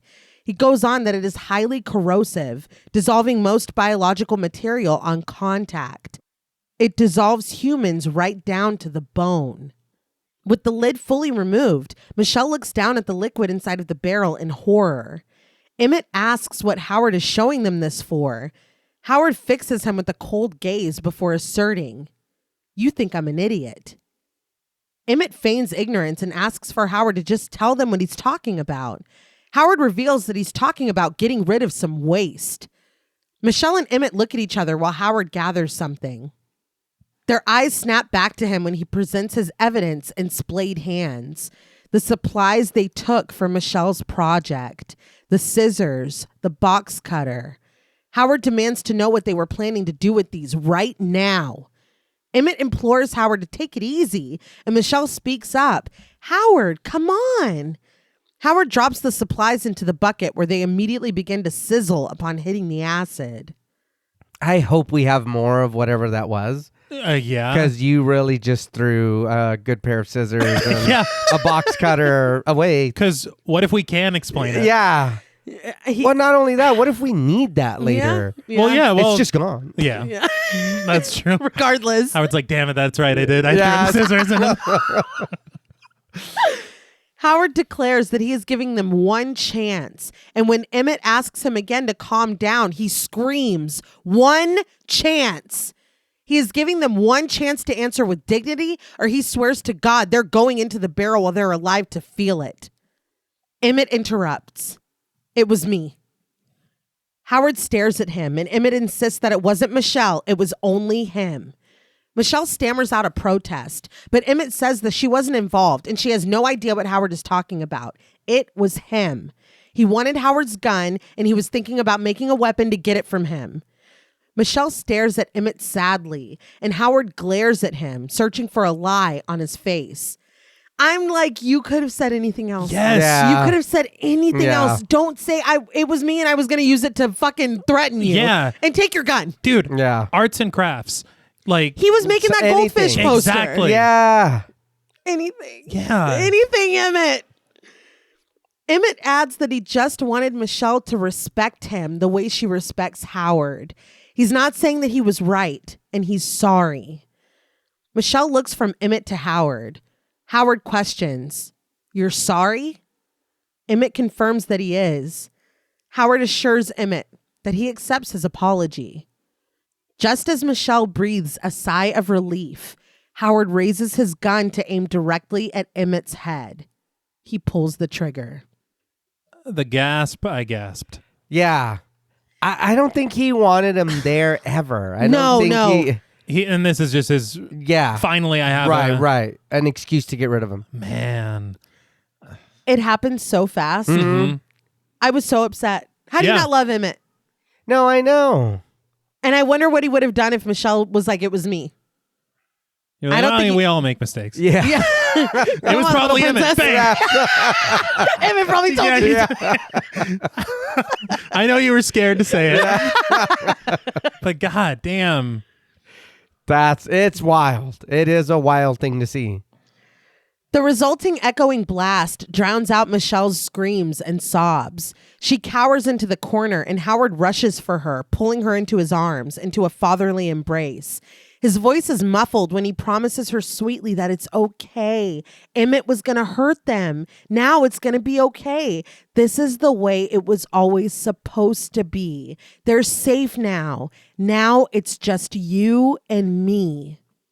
I don't like that. No. I don't like that at all. Is that always supposed to be? That's right. If he wouldn't have said that and he saw it instead or said it instead just as protection, but supposed to be, now that implies a plan. Yes. Yep. Yeah. Michelle goes slack and stares in shock, no longer fighting or screaming. Howard decides that Michelle should go to her room now. This isn't something she needs to see. As he leads Michelle out of the bathroom, we linger, focusing on the spray of Emmett's blood against the bathroom wall. And if he is trying to portray himself as something outside of being a villain, Yeah. why do you have that tub of perchloric acid? Yes. Yeah, hey man, what's that tub about? Yeah. What's the barrel about, bro? Yeah, because there is no attempt to... No. I as soon as the barrel came out, I was like, something's wrong. Absolutely. Something's real Yeah. wrong. In that, like I said, I read the screenplay for The Cellar, and now that Emmett is gone, I think we can kind of explain the difference. I won't go through the whole thing, but like I said, his name was like Nate or something. Okay. But he comes to the bunker when Michelle is already here, and Michelle's like an 18-year-old girl. She's super young. She was at a party fighting with her boyfriend. She got drunk and tried to drive home and crashed because she was driving drunk, and then she wakes up down here. Yeah. So they're down there. He's still trying to convince her, whatever. And Emmett comes while she's down there. He's wearing like a fireman's hazmat suit. And Howard very reluctantly lets him inside. He like fights his way in. It turns out that he and Emmett knew each other. Emmett again did some work for him with the bunker. And according to Howard, when Howard's wife was leaving him, Emmett testified. Hold on, I'm trying to remember. Emmett's character tells Michelle that Howard killed his wife. Oh. What had happened is in the screenplay, Howard is sober. Emmett and Michelle are going through bottles of wine because there's like a bunch of wine down here. He's sober. He doesn't drink. Emmett tells Michelle he killed his wife. Howard explains that he was driving drunk. They got in a car accident and his wife passed away. And when his wife's family was trying to take Megan, his daughter, Emmett testified in court that he saw Howard hit Megan and he lost custody of her. Okay. And he lied, according to Howard.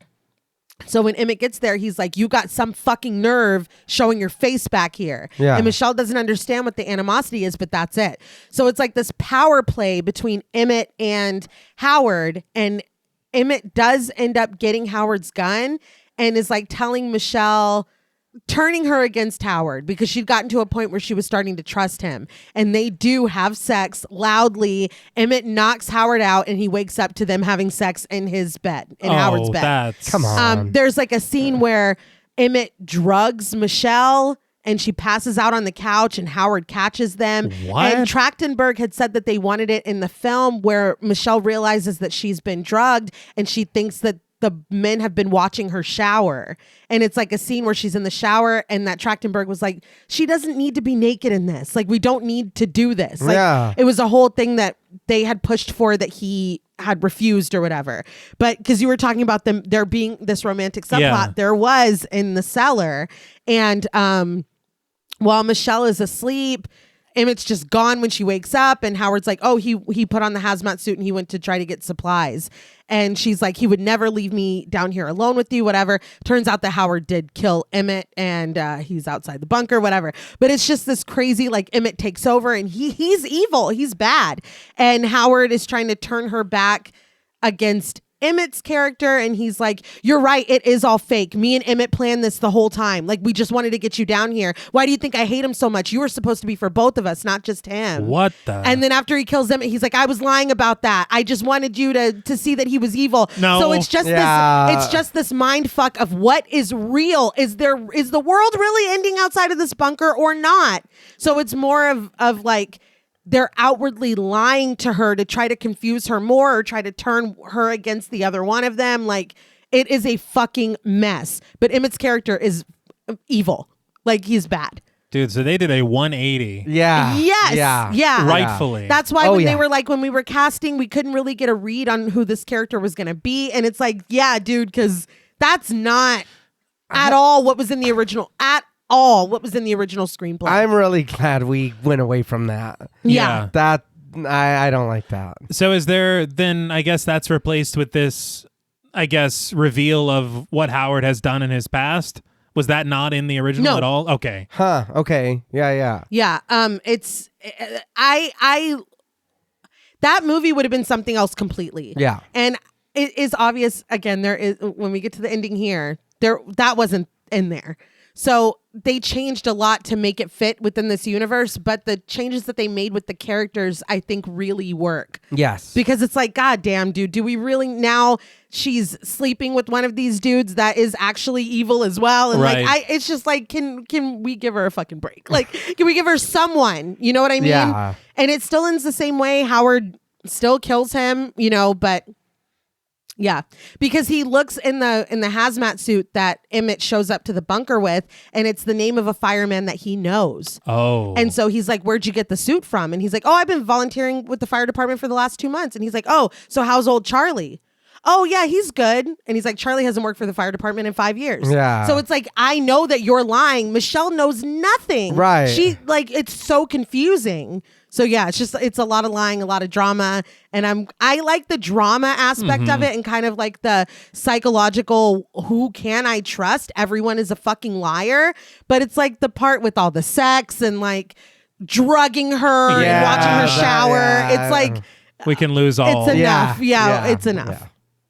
Because she's so, in the screenplay, she's a teenager and everything she says, she's like, no, fuck you, man, and blah, blah, blah, and very combative. And he's trying to feed her. They're just eating like a lot of beans. They don't have the chicken and the pasta. Oh, and all okay. that. See, that's what I expected. Yeah. And so she's like, you were preparing for the end of the world, but you didn't think to bring any chocolate. And so he puts on the hazmat suit and goes out to find stuff. And when he comes back, he brings her chocolate. Okay. And so it's like this thing where he is taking care of her and he is this fatherly figure. And then when Emmett's character comes, everything just fucking turns on its head. They made some proper choices. Yeah. I agree. Yeah. Later, we find the common area of the bunker still and empty. Michelle sits on Emmett's mattress with tears rolling down her face. A wallet is clutched in her hands, and she opens it to find Emmett's driver's license. His clean-shaven face grins up at her from his picture, but she tucks it away when Howard calls out to her. She wipes the tears from her face. Howard enters with an ice cream cone in one hand and a bowl of ice cream scoops in the other. He announces that he thought he'd change things up tonight by having dessert before dinner. After all, they can do whatever they want now. Huh? What? It's like, what was Emmett domineering and fucking keeping you from, like, what are you even talking about? Emmett's reign of terrorism? Yes. The king is dead.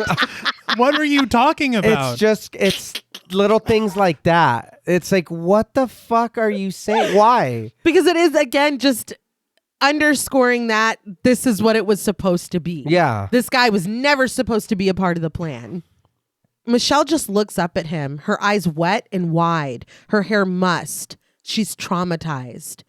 When we finally see Howard's face, we see that he is clean shaven. The beard he has sported this entire time is completely gone. That frightened me in a way that I had not predicted.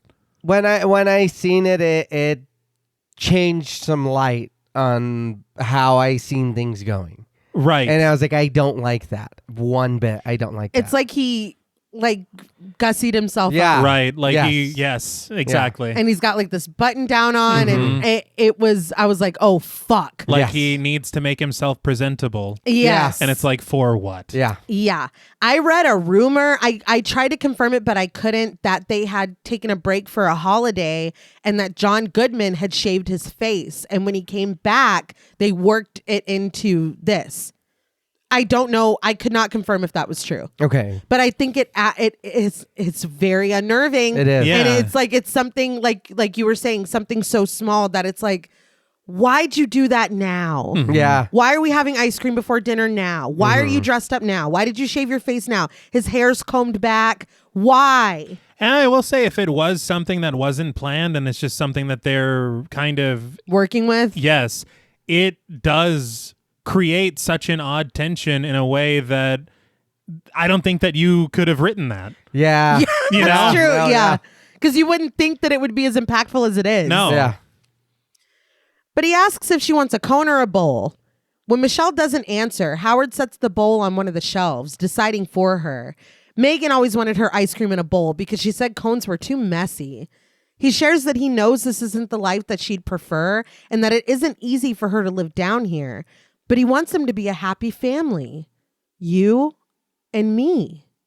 Michelle lowers her eyes as Howard adds that the mess is all taken care of, so she can just hang loose while he gets dinner started.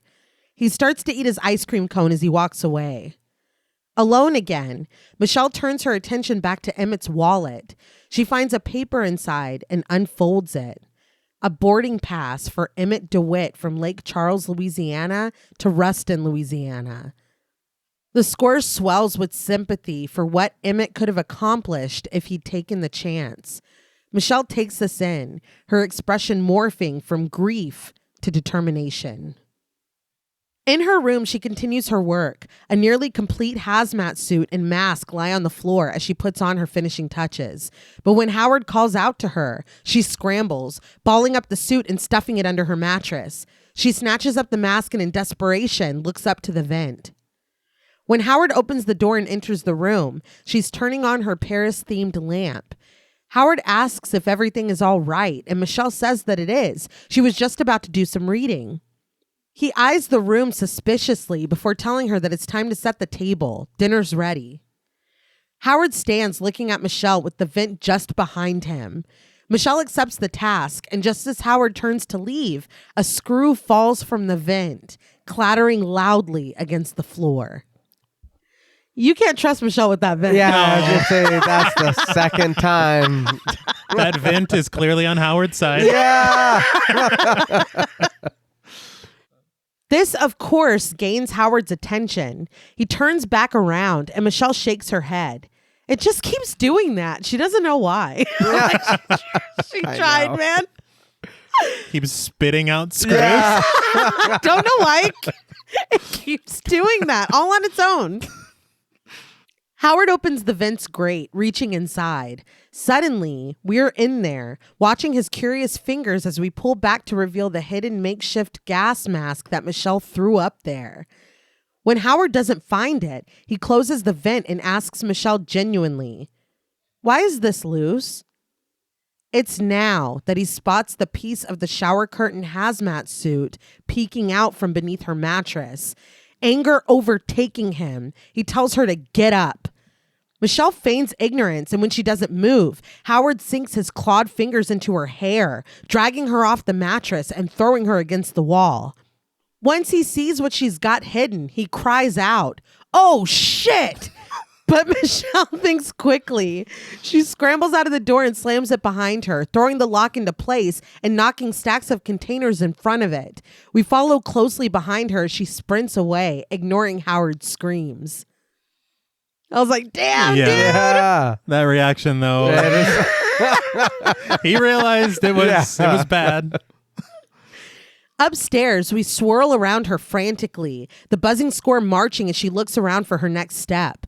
She rushes into Howard's bedroom where she finds Emmett's body dissolving in a bin on the floor. She breathes his name mournfully, but she keeps focused. She starts to rummage through Howard's dresser, finding his can of liquid nitrogen when his voice speaks up from the doorway behind her. Am I the only one that thought seeing Emmett's like partially dissolved body was kind of pushing the limits of a PG-13 movie? They had said that they at first showed him being shot. Really? Yes, and that they dialed it back so that you see what happened, but you don't see anything to preserve the rating. And they said that it just hit differently, obviously. But yeah, this one I was like, God damn, Yeah, dude. because you do see him for a second. You in do. there. Yeah. Howard asks, "You're gonna walk out on me?" Michelle turns to face him. Breathing heavily, Howard asks, "After I saved you and kept you safe, this is how you repay me?" Michelle corrects him. "No, this is." She kicks over the blue barrel of perchloric acid, launching the corrosive neon liquid onto the floor. She quickly jumps up on Howard's bed, but Howard falls right into the acid, screaming as it sizzles against his flesh. I don't know why or how he lost his footing so immediately, but he lands right in it. Face down. Michelle grips the doorframe and swings out of the room, but the gushing acid has made its way into the living room. As Howard's screams turn to pained moans, we watch as the acid finds the cord of a lamp, eating through until it bursts into flames. This, I mean, really can't get any worse. No. Yeah, no. I just thought that this was interesting. The juxtaposition of where we find her when the film begins, of rummaging through a dresser to get her shit and leave. And now she's rummaging through a dresser to get shit. And he's like, "Are you walking out on me?" I just thought that was interesting. The kind of Okay. parallel. Yeah, because she didn't confront it at the beginning, Right. but now she is. Yeah. But Michelle has already made it back to her room. She assembles her hazmat suit, ignoring the piercing cry of the smoke alarm. When she steps into the storeroom area, Howard is there, waiting, his breath heaving as he glares up at her, looking honestly better than I expected. Yeah. His face is fine, but one side of his head is red and flayed. The skin, I guess, eaten away by the acid. But he was face down He in was. that acid. He was. They were a little generous. I wanted a grosser face. I'm not going to lie. Again, I wanted some PG-13. bone. Yeah. PG-13. I guess. Make it R. But he does have acid on his handsome ass face. I can just feel you perking up whenever acid, Well, whenever Hold on. acid enters the it's chat. very like how I don't understand how we find people getting acid thrown on their face. A lot, yeah. It happens more than Yeah. you would think. It all comes back to American Dad. Yeah, It it does. does. It does. But Michelle just topples over one of Howard's huge shelves. It falls onto him and he goes down. She climbs over it and sprints away, finding the living room in flames. But this doesn't deter her. She ties her suit to her ankle and gets on the heirloom dining table, reaching up to open the vent. As she climbs inside, we get a shot of Howard's leg beneath the shelving. it moves. Now he's a slasher villain. Yeah. Michelle is already shimmying through the vents, the bright colors of the fire below reflected on its shiny walls. She moves quickly, grunting with effort and dragging the suit behind her, but she pauses to look through the small window below her where Howard had spoken to her the first time she went through. Now she sees a mess of supplies. As she starts to inch her way forward again, a knife's blade comes crashing up, puncturing through the floor right in front of her. Michelle whimpers, pulling back from it. The knife is pulled away, and Howard calls out to her menacingly, Michelle! What is happening? I know. It's like Jack Torrance or fucking... Yeah, what the hell? I don't know. And the knife is straight up Ghostface behavior. Yeah. No, it is. Yeah. It is. I don't even know. The tension and the way that it is just heightened and everything is going on, you don't stop to think about how it really has taken an odd turn. Yeah, Yes. I think working on it, I'm like proud of Michelle, and I'm like, yes, bitch, go, whatever. Yeah. But this is the part where I was like, I don't love what leads up to that finale. It's fine. Yeah. Mm-hmm. I just feel like it goes so fast, and Howard becomes like this weird, like slasher villain, like you said. Yeah. Michelle books it, crawling along as quickly as she can. But when the knife comes jutting through the side of the vent right next to her face, she screams. Trembling, she keeps going. Howard's bloody face peers at her through a grate, and he growls as he pulls the vent off. Michelle is nearly free, approaching that steep incline into the room above when Howard's melting hand reaches up and grabs her ankle. The flesh droops, pulling like wax. He begs her to stop. She doesn't know what's out there. She can't run from them. He pleads with her to stay with him. Michelle cries out for him to let her go. She kicks out at him again and again, banging his ruined hand against the side of the vent until he finally lets go with a scream. Mixed messages like I've never seen in my life. Yeah. Stay with you. Yeah. You're just trying to fucking stab me through the vent. Yeah. And I also poured acid all over you. Well, it was his acid. It was his. So The possession is 9/10. But it's just like, what is going on? Yeah. I don't think we're coming back from this. No. Rising smoke is filling the room above, and Michelle coughs as she pulls on her gear, using duct tape to secure the suit onto herself. Her panting becomes muffled when she pulls on the mask and breathes deeply through it. So about this hazmat suit. The lead costume designer was Megan McLaughlin, who has done notable work: Monsters Ball, Deadwood, Happy Death Day, Lisa Frankenstein, the first season of True Detective. Oh. She said that race suits were the inspiration for Michelle's shower curtain hazmat suit. They had tried to make it at first with a real shower curtain and curtain liners, but she said the material just didn't work. It wouldn't lay right on the body. So they found a fabric that was light and breathable, but it looked like plastic. J.J. Abrams had suggested that the shower curtain have something like a smiley face on it, but Trachtenberg didn't like the idea of a smiley face, so he came up with the rubber duck. McLaughlin said that duck made everything harder to incorporate it into the final design of the hazmat suit. So she called in specialty designer Doug Stewart, who also has some insane credits: Fear the Walking Dead, the X-Men movies, Westworld, Thor Ragnarok. Okay. But he had to figure out how to incorporate the image into this shower curtain hazmat suit. I think they did a great job. Yeah, absolutely. And I think if we're using it, we have to see the duck. Mm-hmm. You got it. Because she drew inspiration from the duck looking at the curtain. So it's like, oh, okay. They locked eyes. Yeah. He said, bitch, you got to get out of here. Quack. Really? Dude, my mind is like that. It was that Zach Galifianakis meme of just trying to figure out a pun for a duck. I'm glad that you just went for it. Thank you. That's all we needed. Yes. The lowest hanging fruit. That's just the noise. The score mounts dramatically as Michelle climbs up the ladder and uses the can of liquid nitrogen on the lock dangling from the window above. The lock frosts and Michelle hits the side of the can against it, but nothing happens. Smoke rises, filling the small space she stands in. Frantic, Michelle freezes the lock again. She knocks against it again. again, crying out in her desperation until finally it breaks. Again, this little thing that feels like a throwaway. Yeah. Yeah. Brilliant. Yeah. And her filing that away because we were on good terms when you told me about that. Yeah.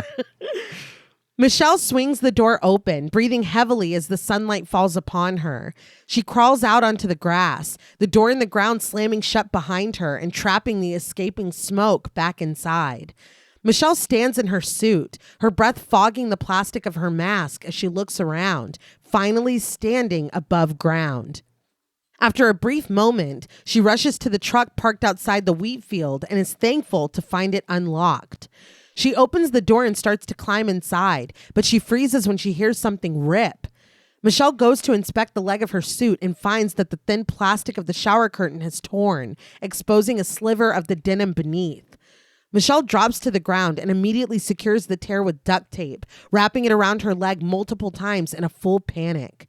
On the brink of hysteria, she pulls herself back, closing her eyes and breathing deeply. When birds cry out above, she raises her eyes to the sky where a cluster of them fly in formation. Realization dawns on her, and she raises her hand to her mask. I don't know that I would trust that. How high up are they? Are they squawking in pain? Like, Sorry. I mean, I don't know. I don't know what's going on. Right, you just had a breach. Yes. So you had to close You it did. up. Yeah. She wants to be pure. Yes. Michelle pulls her mask off, the sounds of chirping birds coming to her ears. Tears roll down her face as she takes a steadying breath of fresh air, dropping her mask into the grass. This moment of it's heartbreaking because you realize the reason that Emmett died, Yeah. and it was not even dangerous out here. Right. But also, I couldn't help. I did laugh last night. I was just thinking of this moment of relief for her. And meanwhile, Howard's just twisting in the flames Yeah. of his bunker. Well, man, come No, on. he deserves it. It's I'm sure on. the smoke got him. He had it Yeah. coming. passed out. It's Yeah. She climbs up onto the hood of Howard's truck to look out into the field. A low droning engine reveals a distant aircraft. When Michelle hears a rumbling coming from the metal shed behind her, she turns to look at it. Something booms inside. She scrambles off of the truck and cowers in front of it, just as an explosion erupts from the bunker door she just escaped from. The fire and smoke climb high into the sky as Michelle climbs back onto the truck.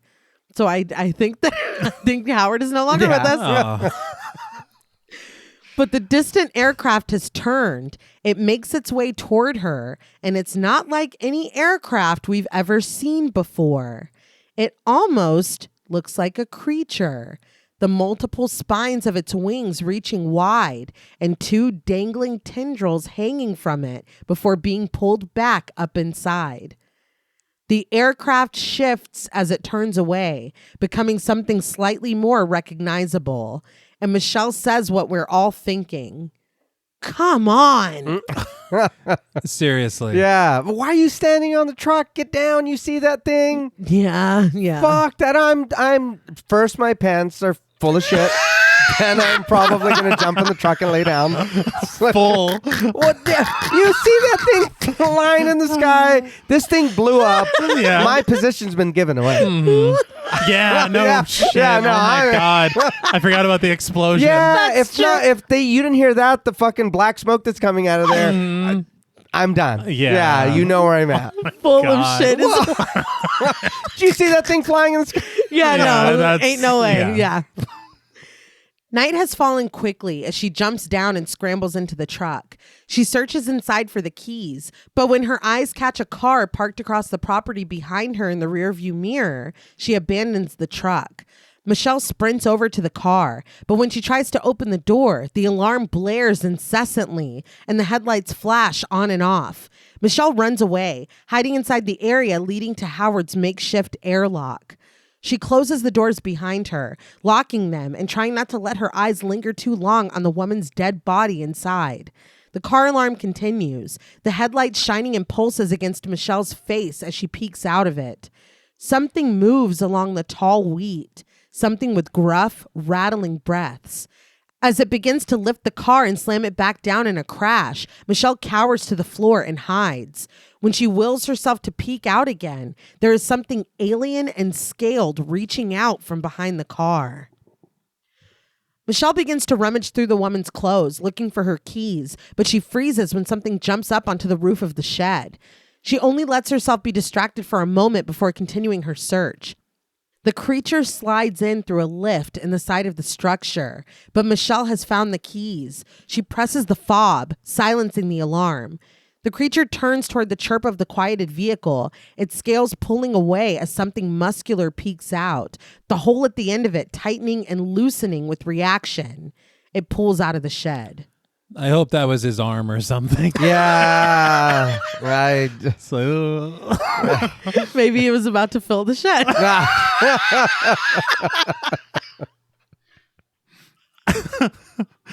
I did want to say something, just a quick sidebar. I had watched an interview with the sound editor, Robbie Stambler. Stambler. Whoa! Okay, That's sorry. interesting. Yeah. It just hit me in this moment. But he had talked about making the noises for this creature. And he had said that he much prefers using real life sounds as opposed to just like aping from some sound library. Okay. And so he had said that a lot of these creature noises, they're whales, dolphins, bats, sea lions, camels, and the movement and noise of this worm-like appendage is packing tape. It's brilliant. Okay. It's brilliant. Yeah. Just unbelievable. Michelle crawls through this same flap, hiding behind a plant before making a run for it. She sprints back to Howard's farmhouse, but the creature has spotted her. It gives chase, but Michelle stops running when she sees a bright light emanating through the farmhouse, filling the spaces in its windows. I might be wrong because I watched this very late. Mm-hmm. I feel like I remember her calling out to someone who might be in the farmhouse. Yeah. And then it's revealed what's really going on. And I thought it was a really cool misdirection. Yeah. Like you think that the lights are the house. On. Yeah. Right. Instead, though, a massive alien aircraft rises high above the house, revealing itself just as it begins to drop thick streams of green gas. Oh, shit. So it was all true. Yeah. Some of it. At least some of it, but I think this is what the it only touched me a little was. Oh, okay. Okay. Because it's like Yeah. the air was poisonous. Yeah. Like, It how, was, like yeah. that was true. Yeah. It just dissipated. Yeah. Luke McDonald, the VisFX supervisor, I read an interview with him and he said that the design for the ship was conceived by artist Nick Heil. He does these insane matte paintings and concept artwork for film, TV, and video games. Okay. I was curious, so I looked at his site. He has worked on Destiny, Star Wars, Fable, Dexter New Blood, Hey. Into the Spider-Verse, The Orville, Doom. He is incredibly talented. And he came up with this design of the ship because they said that they wanted it to be scaled and armored to match the creature that was just, scurrying around after Michelle, but also organic. And they were trying to blend those two themes together. I think they did a really good job. Yeah, it does. I really like it. Yeah. And it's unlike anything you've ever seen. Yeah. Yes. Michelle sprints away, finding her dropped gas mask. She pulls it back on, cinching it at her throat and wrapping the belt around it. The green falls all around her, but she is still able to breathe. An explosion booms, and when Michelle peels her eyes away from it, she spots the waiting creature. Michelle scrambles into Howard's truck, but the creature is close behind. It extends its face again, revealing rows and rows of razor-sharp teeth. It suctions to the side of the mask, sinking its teeth into the plastic and pulling it off of Michelle's head. She's able to slam the door, but that creature was not the last of her worries. The ground rumbles beneath her as something moves close on sharp, spindly legs. Looming, it rattles the truck as it lifts it, sending Michelle flying into the back seat where her head crashes against the back window, spidering the glass. Her bottle of liquor rolls around in the floor of Howard's truck, but she's staring through the windshield where the giant thing that is lifting her is revealing a yawning maw of spiky teeth. She's being lifted by the dangling limbs of that aircraft creature she had seen over the fields. For just a moment, as the truck is lifted toward those horrible teeth, Michelle lies back and accepts her fate. But suddenly, she finds a lighter, and her eyes fall upon the bottle of alcohol in the back seat. Michelle rips the pages of a map before stuffing them into the neck of the wine bottle. She climbs into the front seat and balances herself out of the window, waiting for the opportune moment as she's pulled closer and closer to her death. Michelle lights the map pages, waiting. So this was done. It was a real truck cut in half in front of a blue screen with Mary Elizabeth Winstead hanging out of the window. Wow. Okay. It was up on a gimbal. Yeah. And I guess Trachtenberg liked this one. But it is insane the work that was done. How much of this outside was Viz FX? It's like almost all of it. That's crazy. Yeah, it looks really, really good. Yeah. A cluster of muscles open in a scream before pulling shut again. Michelle waits. She times. When the iridescent muscles open again, she throws. The bottle makes it inside, and the creature seems to scream as fire erupts from it. Its dangling limbs loosen, dropping the truck back onto the ground, and Michelle's scream is cut short when everything goes black. When she wakes, the flaming creature is crashing into the field. Michelle watches this in unreality, sighing before snapping back into action. She opens the crinkled door of Howard's truck, the metal protesting and the glass twinkling. She sets her sights on the dead woman's car. Michelle gets inside, turning the key and starting the engine. The headlights illuminate the way as she drives off of Howard's property. She speeds onto the road, knocking loose Howard's mailbox. It clatters into the street, and we press in on the address, 10 Cloverfield. I was like, okay. Yeah. Okay. I did wonder what a fucking shock this would have been if Cloverfield was not in the title of the film. That's a fair point.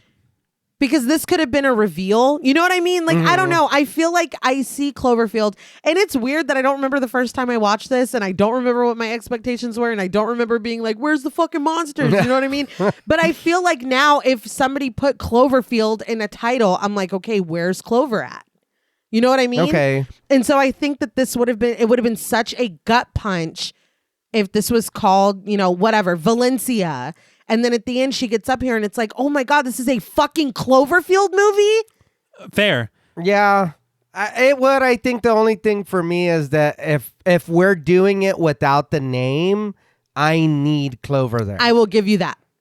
Because what we see here is not Clover. That was very intentional. They did not want to do the same monster at all. Like they were like, we've already done that. We've already done the big monster. Like they did not want to touch at all.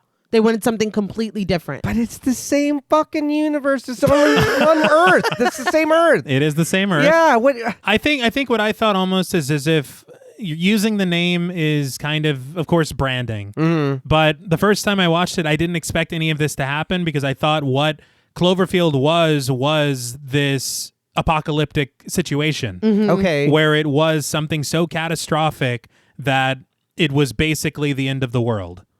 Right. And so it's almost like, because wasn't it like the Cloverfield like project or something like that on that like military thing they were watching? Yeah. So that's what I thought. I didn't know that it was going to be so blatant like this at the end. Right. I thought the Cloverfield situation was what we saw through the window happening to that lady. Yeah. And it's this like, is just the fallout from it. Yes. Right. So I think whenever we get here, I was like, okay, this is... You're like, holy shit. Yeah, there's actually aliens. Yeah. And a ship. A creature. Yeah. There's a lot. In an aerial shot, we watch as Michelle makes her escape. The radio crackles with life, and Michelle quickly pulls off her gloves. A muffled voice reports that the military has taken back the southern seaboard.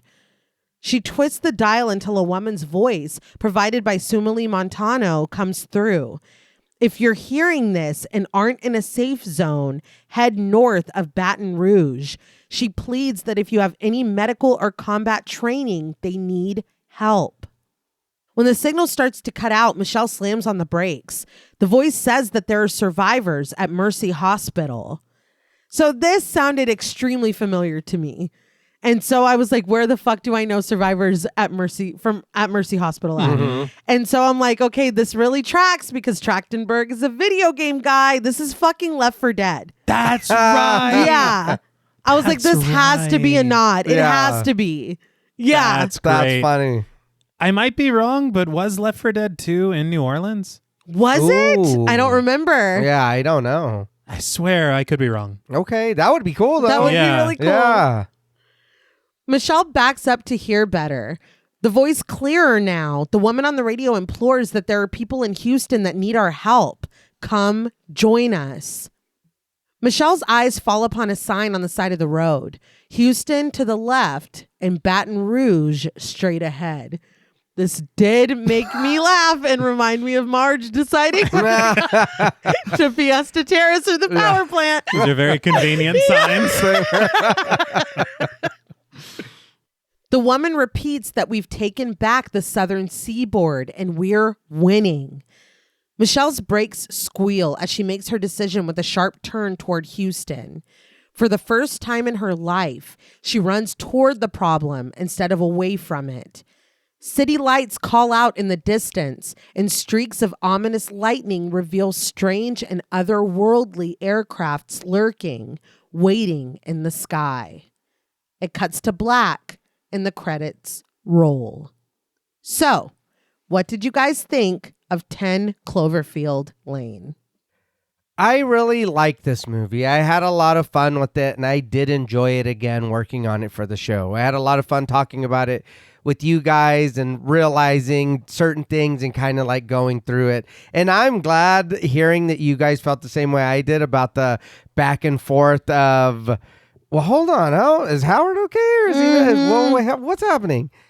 I like what we did here as opposed to what was going on in the cellar, is it? Right. The name of the before, what it was before, Yes. the story before. I do like this. The ending is quick. I will say that the ending does happen fast. But I still think this movie does a really good job of balancing everything that is in it and the pacing and where we go with it. And even the end, it does happen quick, but I was still pretty surprised. Like, damn, you told us kind of and hid this crazy what's happening in this fucking bunker. And you kind of, honestly, I did forget at times what was going on outside because I'm just watching what's going on in the bunker with them. Mm-hmm. And then so when we do get it, it's like, oh yeah, though, that's what we've been waiting for. But I did really enjoy this. No, I really enjoyed it a lot too. I think that watching it again a little bit older, I really, really appreciate the arc of Michelle. Yeah. And I really, really like her as a character, how resourceful she is and how she thinks so quickly on her feet. Things that she picks up from so much earlier in the film. Yeah. Or parts of the screenwriting where it's like, okay, so who remembers the bottle of liquor is still in her car? Right. Who Yeah. remembers, but it's all these little seeds that are planted so we lead to these big moments later. And even you saying that, so even that was a lie because he said I didn't get a chance to grab the booze. He did. It was still in his truck. Yeah, he just didn't take it inside. Yeah. That's crazy. Yeah. Did you say anything that was true? I know. Jesus Christ. The only thing is like, it is dangerous up there. Yeah, yes. That's it the was only dangerous. thing. But yeah, I do, like you had said, I love this thing of like, can we trust Howard? Can we not trust Howard? Yeah. And it switches so many times, and each time, to me, it is a successful twist. It is very heartbreaking to learn the truth of what Howard has done. Yeah. Because it's John Goodman, and you do want him to be a good guy. Yes, you want him to be a good man. Exactly. Yeah. A good man. Yeah. I realized I walked right into that one. He's your dad, you know? Yeah. So, and still, it is very interesting to see him play a character like this. Yes. So I did appreciate his performance a lot because there is a lot of nuance there.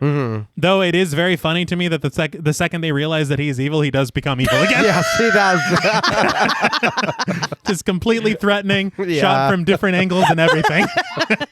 We're seeing him in a different light once again. Right.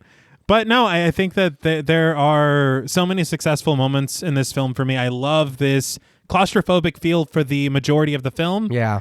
I am still, and admittedly, I probably should have a pinned down opinion on how I feel about the ending of this. I am still so torn because there are aspects of it that I really like and appreciate. And then another part of me is like, oh, so you needed to make it a Cloverfield film. And so a lot of people felt that way. It's very, very difficult for me. Yeah. Because I do think that what it is at the end, especially with some of the seeds planted in the screenwriting, I think it's great work. What we lead to have that level of a payoff. But then at the same time, it's like, all right, I see, Well, and I will say at the end of the cellar, Michelle makes it out and she is wearing the hazmat suit and she kind of goes up on a hill and overlooking the city of Chicago, and it's a smoking crater. So he was telling the truth. Holy shit. Yeah. So, wow. Yeah, I know. I wouldn't have expected Yeah. that. No. Yeah. I would have thought, man, see, then that just, who was right? Like, Yeah, no what the shit. hell? In that movie, it's like everyone is the worst. Wow. Yeah. You saying that makes me think so that if he did, because he worked for the satellite company or whatever, if he did have like a head knowledge, you know what I mean, earlier knowledge of what was going to go on, does that mean he went and took that girl and tried to keep her? And then when that didn't work, he's doing this with Michelle now?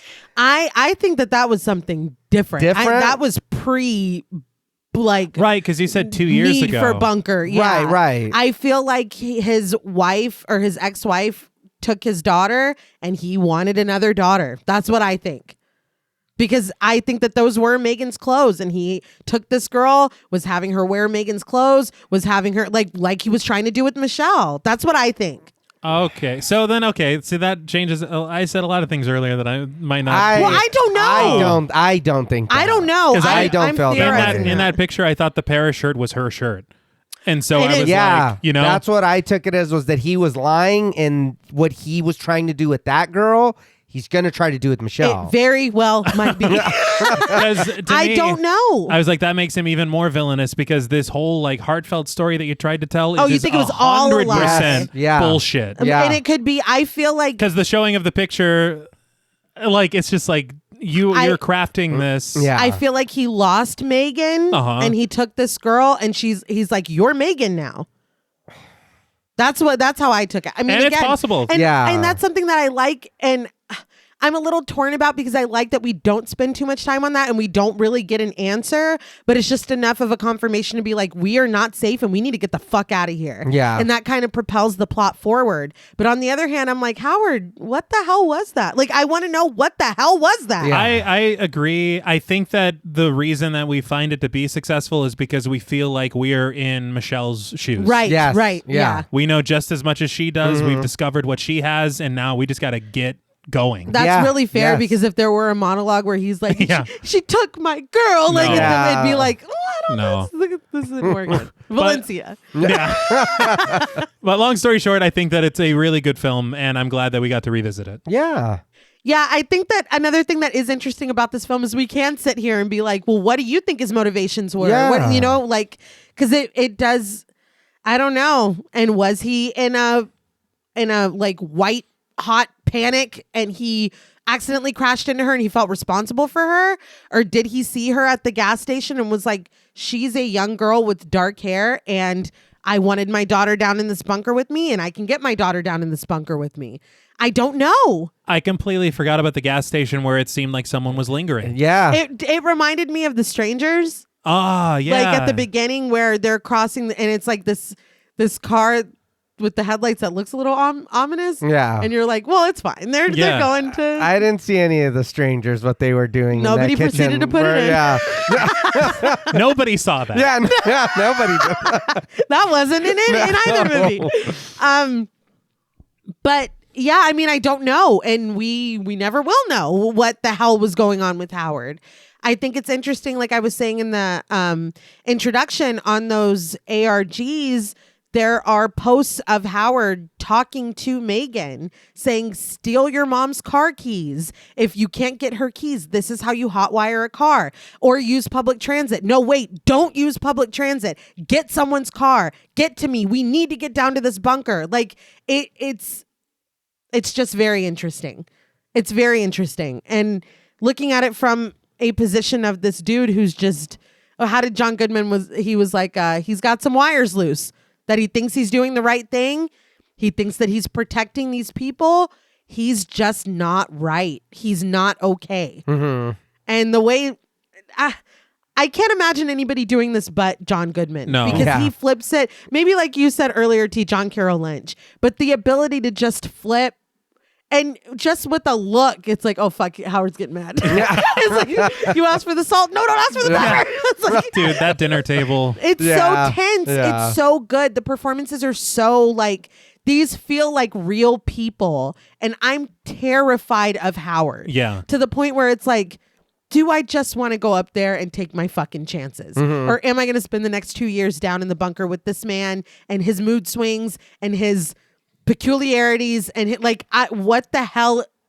It's scary. Yeah. It's really scary, especially when at the end of the day, after everything, we don't know what the hell his intentions were. No. Why did he shave his beard? Why was he acting like this is the way it was always meant to be, just the two of us?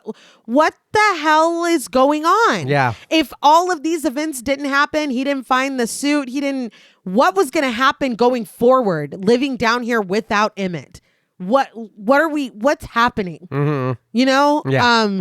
I don't know. I just think that it's a great movie, man. It's not perfect. We can kind of slide into ratings as well.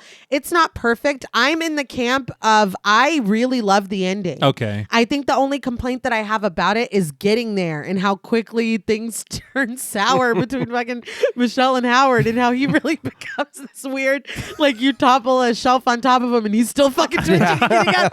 Like, why is he Michael Myers all of a Yeah. sudden? He does the sit-up. Yeah.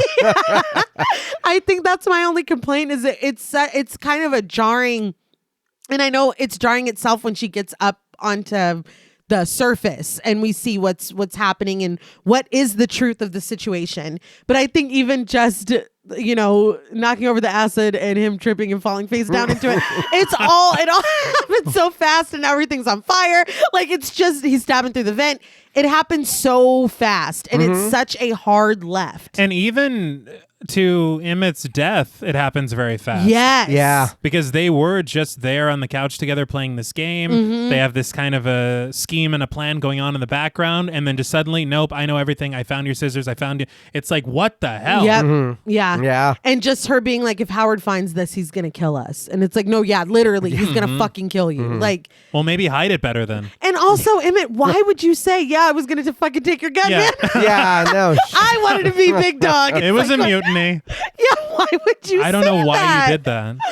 But yeah, and I love this arc of her. It seems like finding inspiration in Emmett's story and finally coming into her own and relying on herself, because she had the capability the entire time. Yeah. She proved that down there. She's super smart and resourceful. I just think she's a very interesting character.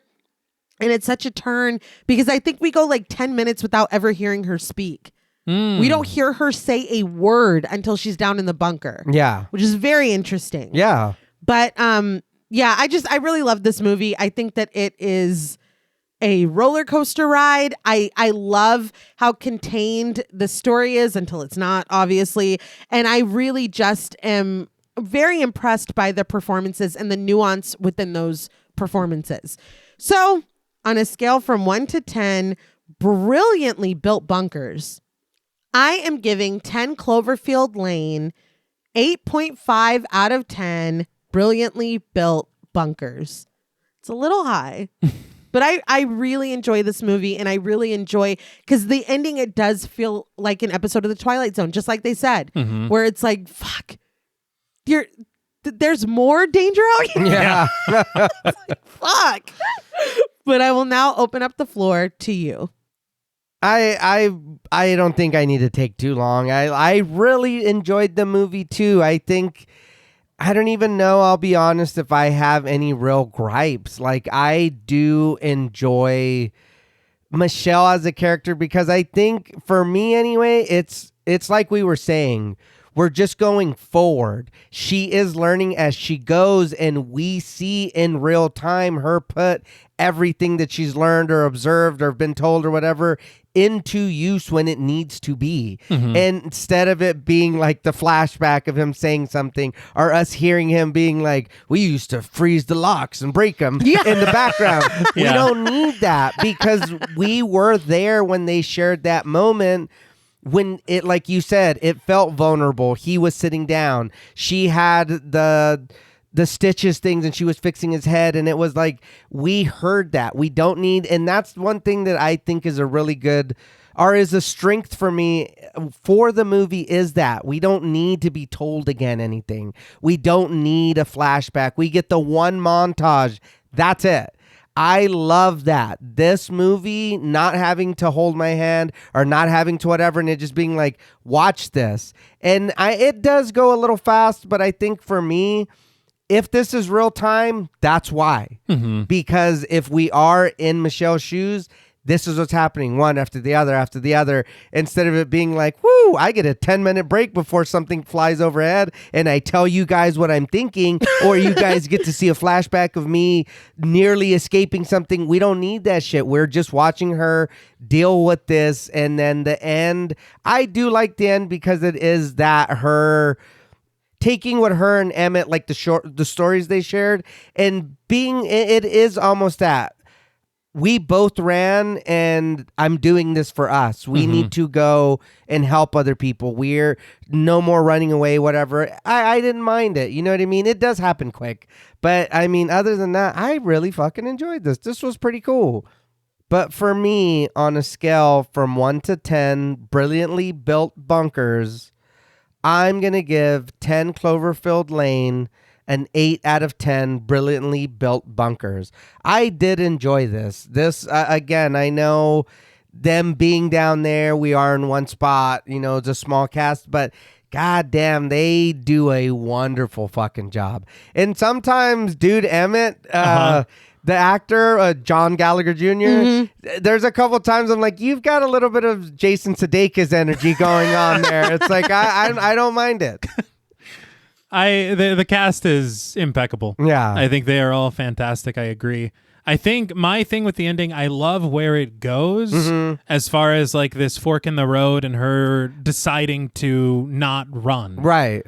To run right for what it is. Yeah. But I think that maybe, I don't know, maybe we don't need to see her fight an alien. I don't know. Like, hey, and that's fair, though. I don't know. No, this is the main course. Yeah. Howard was just the appetizer. Which is wild. We spent more time on Howard. Yeah. A lot more time on Howard. I think that if we had spent more time making that last scene in the bunker a little more like satisfying. Right. Instead of this, maybe that might have worked better for me. Okay. But I do understand why we're doing it all. Yes. Outside of course, having it fit into a franchise, what it means for Michelle. Yeah. But I don't know. I think everything else, you know, I already talked about the performances, the production design of this bunker. Yeah. Brilliant work. Oh, yeah. I think that they did such a fantastic job. I love the score of this film, the cinematography, making everything feel as claustrophobic as it should. Yeah. The tension, the way that we shoot Howard, whether he's evil or not. I just think they really did a good job here. And like you had said and like you had explained, expanding upon and improving a lot of things that just simply would not have worked for me. Right. With that original screenplay. Because what they turned that into, I'm very glad for the changes they made. Yes. But I don't know. I think that this film is really, really good. And I want to go as high as both of you, but I think because of my conflicting feelings about that ending, Right. out of 10 brilliantly built bunkers, I am going to give 10 Cloverfield Lane 7.5 brilliantly built bunkers out of 10. I think that this is something to watch because it really is. It feels like this throwback to very classic style thrillers. Yeah. And when you talk about Twilight Zone and the way that these twists are, I completely see it and I appreciate it so much. For sure. But we need stairs to get in a bunker, so it's perfect. 7.5, 8, 8.5. Hey! We need them to get out. I love it. Well, that's all from us at Pod Mortem. What would you rate 10 Cloverfield Lane and what should we watch next? Let us know on Instagram at the Pod Mortem. Be sure to follow us on Twitter and like our Stairhole Productions page on Facebook.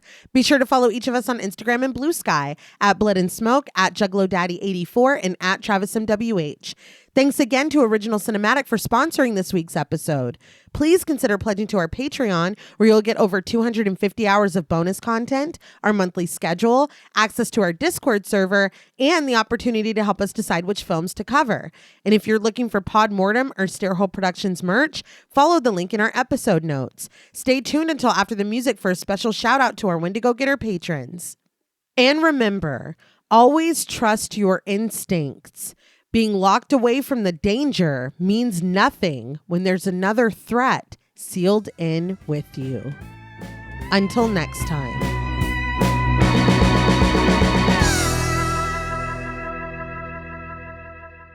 Thank you for staying tuned for a special thank you to our Wendigo Getter patrons. Woo, yeah. Very good. A special thank you to Chris Ontiveros, Kristen Lofton, Megan Martinez, Kimberly Bass, Sophie Hodson, Anthony Jerome M., Jordan Nash, Kent Morton, Lala Thomas, Travis and Nisa Hunter, Miguel Myers ATX, Jennifer Perez, Allison O'Neill, Carissa, TJ and Angie Bronson, Andy Teague, Applin Ontiveros, Karima Rhodes, Kimberly Kleindienst, Bobby Holmes, Donna Eason, JD Rizak, Molly Gerhardt, Armand Spasto, Aaron Aguirre, Eggy, William Barry, Charity Oxner, Amanda Six, Mandy Rainwater, Jordan Roberts, Dylan, Spencer Montalvo, Pancake the Panda, John Ramos, Michael Newting, Alexis Roberts, Itzy M, Gary Horton, Kate Lamp, Carlos and Sydney, Jessica Hunter, Helena Rudder, Alan Johnston,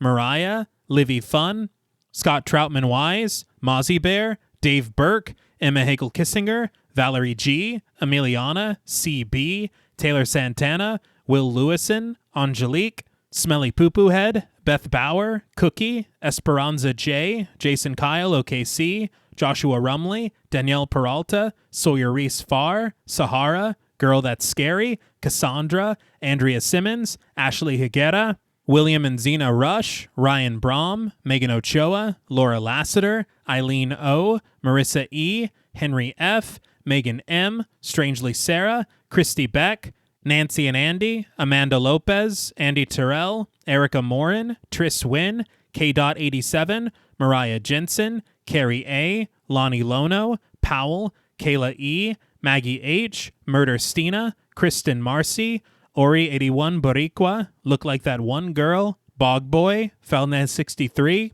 Alita Pui, Probably My Jugs, Kate Thackeray, Wade Pack, A Lizard, Bay J, Jay Rich, Topher Williams, Elena Metler, Valerie K, Christy Lee Kruger, Professor of Humanities Laura McCarricker, Naomi, Josh Smith, Autumn Green, Abby Kopp, Crystal 831, Skank Sinatra, Morgan Alexander, Tony Osteen, Julie Fredborg, Rihanna S, Daniel Taylor, Anna Kate, Heather Ortiz, Kim H, August, Jenny May, Old School Cool, Malik Caselli Armstrong, Scarly D, Toya Shea, Katie, Martin Shaw, Star, Tyler J, Cam Davies, Patrick Hoagland, Raven, Wesley Tart, Kristen Jackson, Jacob Nordberg, Samantha, Damian Grant, Half Price Horror, Clemmy, Nisi Nay, Jason X Rules, Aaron Norman, Victoria Smith, Patricia A. Graham, Erasmo Pena, Danielle Wright, Chuck D, Tabitha Thomas, Connie Lingus, Richard Murray, Irene,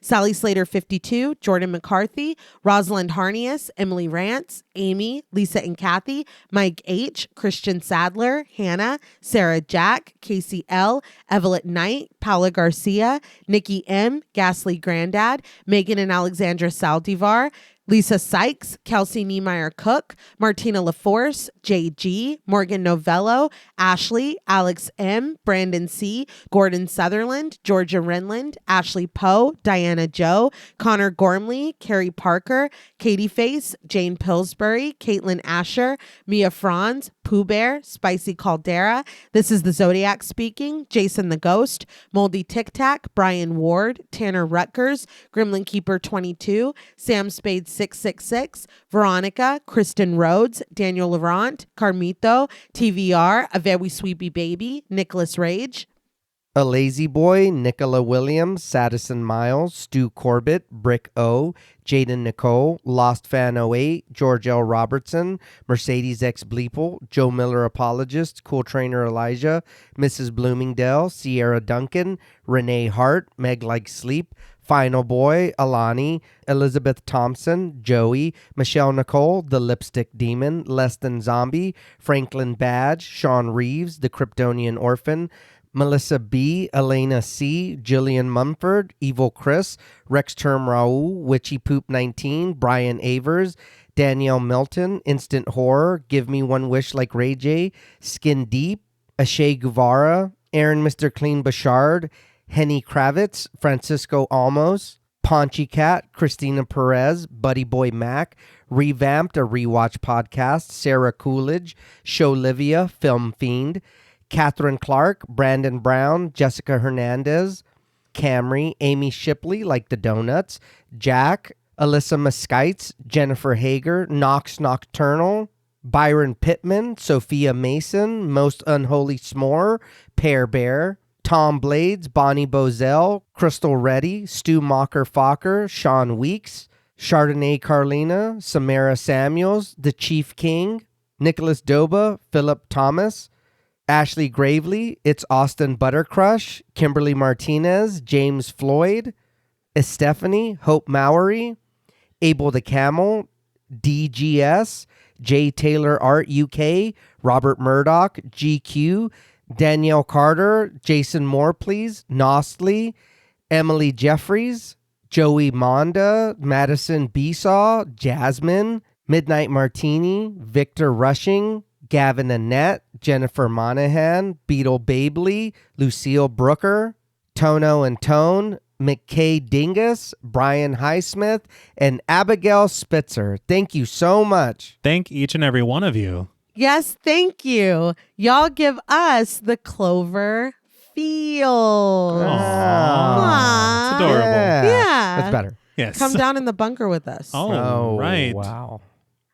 Until next time.